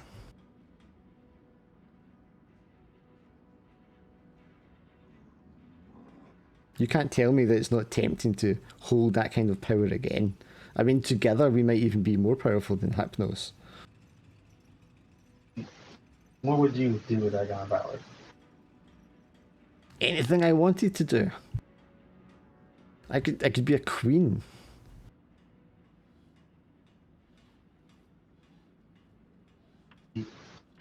When I released that Human army, you know what I felt? I didn't feel elated. I wasn't happy that that had happened. You know how many people are dying now because of that? Oh my god. You're letting the mortal side of you, that weakness, come through. That's what you need to purify yourself of. Those guilt, remorse, and these other inconsequential emotions. According to you, that's part of who I am. It's a part of you that you can get rid of, though, to make yourself a better version of you. I don't see that as a better me. I see that as a worse me. Ah, well, that's where you're weak. Oh, you're so frustrating. I shrug my shoulders. I am what I am. When the time comes, Jacan, you're going to have to pick a side. You better hope you're on the winning side. I already picked a side, obviously. Why are you joining me right now? And then you hear that massive, long, haunting horn sound again. And she looks up to the top of the volcano's cavern. You can hear them, can't you? The Soul Eaters. They and other brethren and a million other creatures will be crossing when the portal is fully open. I'll look around. Where was he pointed? Like, he looked up, you said? She was looking upwards, yeah. If This you're kind not of going, looks the same. I don't remember. well, what it's this well looked like. now, but soon all of these realms will be joined in one juncture, and our brethren will be able to cross over in their millions.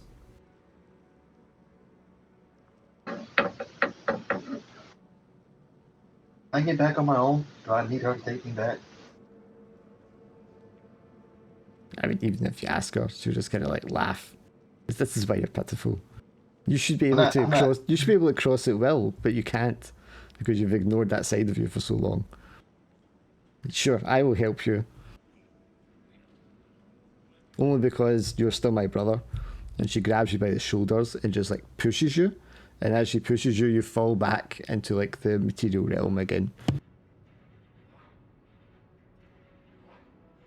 What does he even mean by brother? No? The three of us. I'm assuming it's me.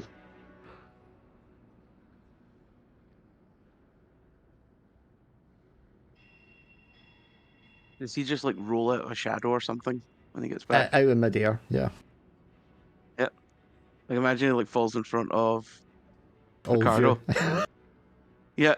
And so there you are, Drakan. I was wondering where you went off to. Come, come, I'll pull him up to his feet, pat him on the back. Can I see whatever she was looking at? Is like, because you said it was like looked like this place. So like, can I see the top of the building? Yeah, I mean it's volcano? just the cavity of the volcano. You look upwards and where it should be the sky, or at least a cloud. You can see clouds of like vapors and all the rest of it, and what looks like a giant like black stalactite in the sky, just poking through the cloud. Is something wrong, my good friend? Something's coming. I'm gonna point out that way.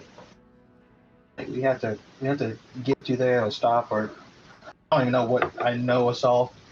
We gotta stop whatever is coming. We should hurry up and find our way out, either to the surface or to the city. You'll quickly move then, my friends. Come, let's go. Ricardo just like runs towards the nearest stairway.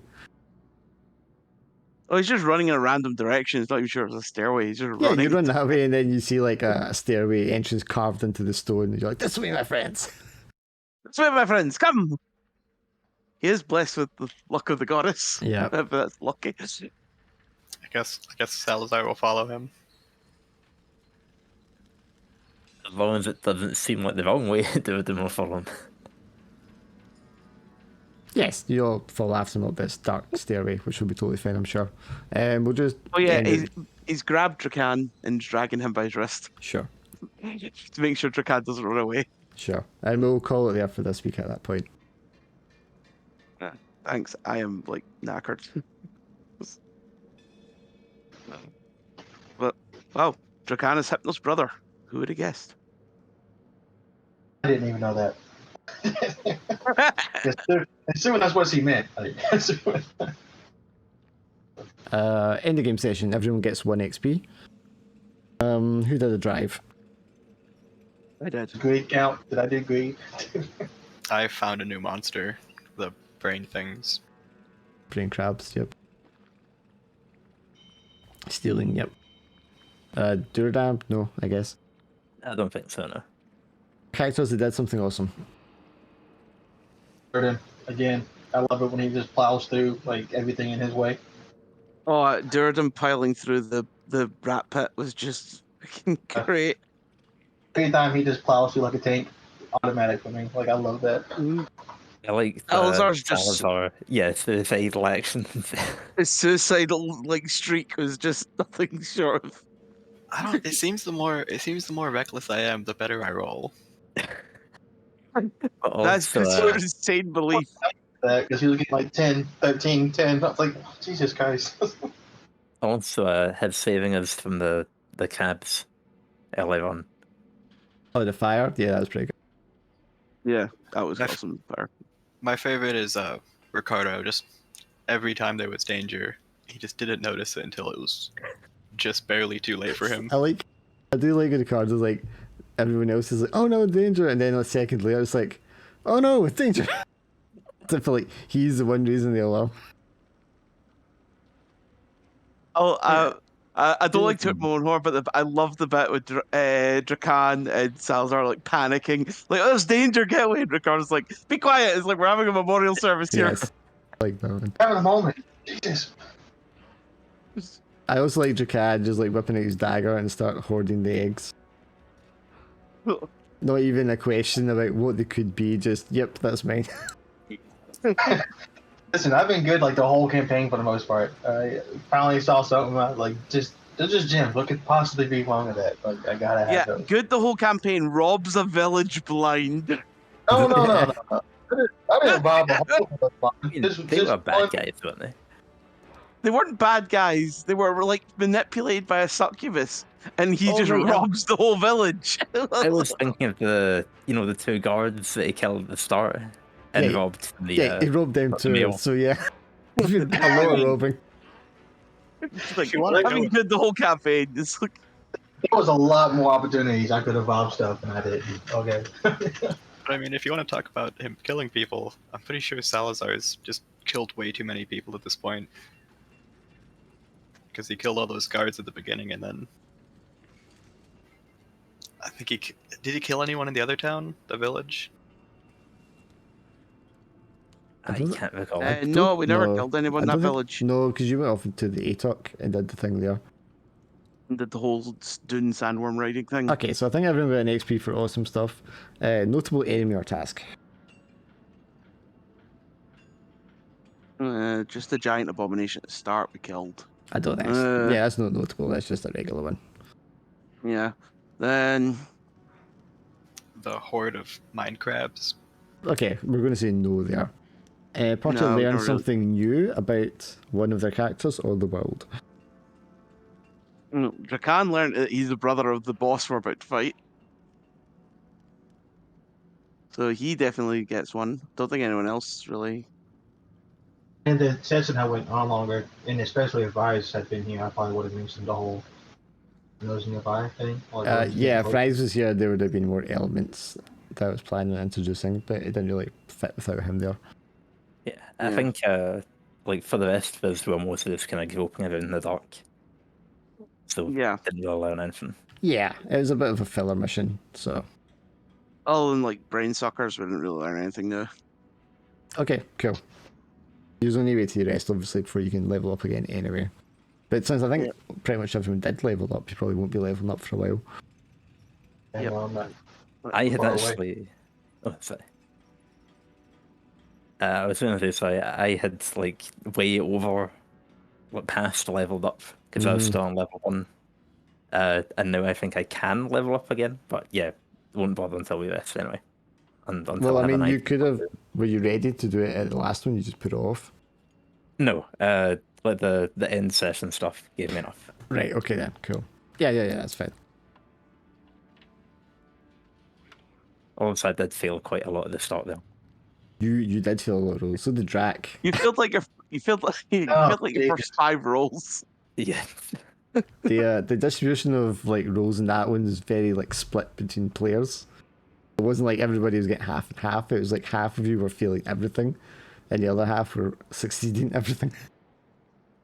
I failed 1 roll all session, and I was just like most of them were 10 pluses. Yeah. You and Salazar were, but passing everything. Both you getting like 10 plus. And I Ian, think my only fail I re-rolled.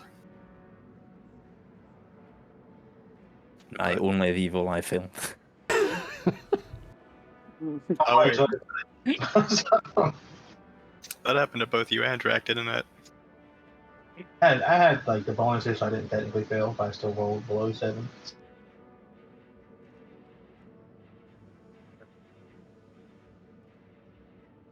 Yes, but yeah. So we'll be out of the Underdark next time, and you'll be at the Obsidian Gate. Was Philip going to be back for next time? Should be. I mean, I hope so. I mean, I guess he didn't say anything about next time. Because he'll have missed. Well, he didn't really miss last time because we didn't do it last time, but that's 2 weeks in a row he wasn't available. Yeah.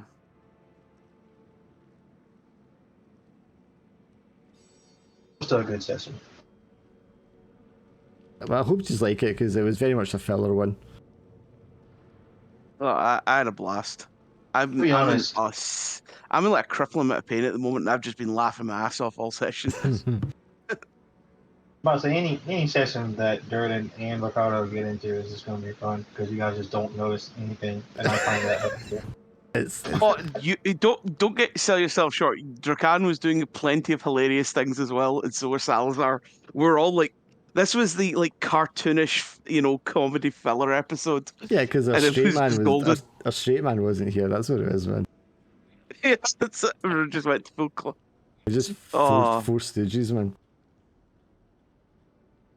I like I being think- goofy sometimes. Yeah, like But they suicidal all have Salazar. they all have their points of being like the straight man, like there are them not wanting to take the eggs, or Mhm. like Drakan not wanting to go into the city, or not wanting to stay there.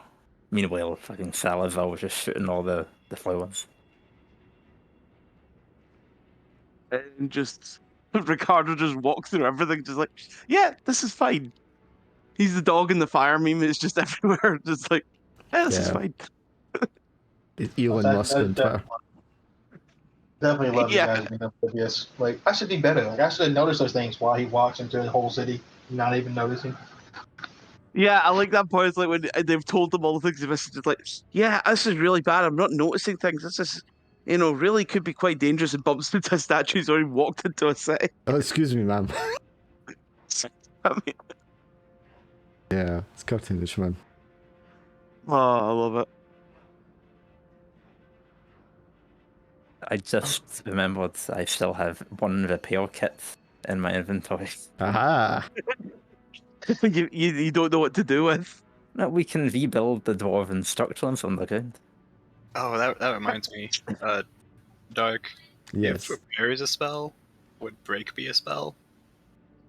Break, like. Just like instead of repairing weapons, you just break weapons. I mean, I think telekinesis stuff kind of covers that. I mean, more just one, just for like thematically, just for specifically breaking weapons. Yeah, I mean, I guess you could, yeah. There's I not mean, if you really could do something, restrictions on spells, really. if you do like a dismantle spell though, wouldn't that be like more in line with that?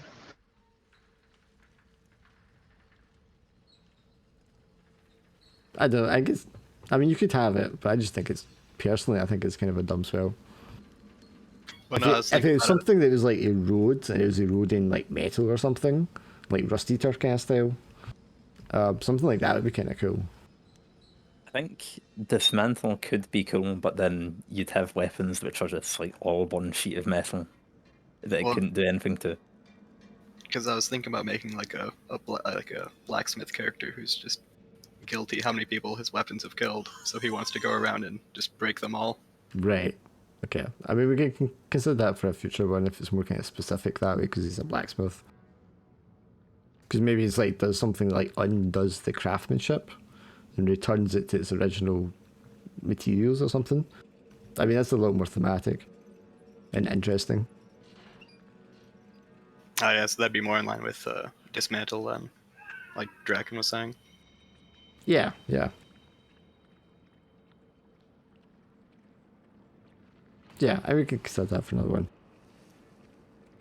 Next spell I'm getting is City in a Bottle. Tired of everything finding me. What's that, sir? Next spell I'm getting is City in a Bottle because I'm tired of everything finding me. Right. What, just every time you go to a city, you just cast an enchantment over the entire town? Oh no, it doesn't have to be a city. The area it covers would just like it could be as large as a city. It doesn't have to be as large as a city. I could like just the whole cavern I'm in or something. Turn it into a snow globe. It would help for camping too. I just do City in a Bottle for a little campsite, and then nothing that doesn't like wander in wouldn't be able to actually find it on purpose. Unless you fail the roll.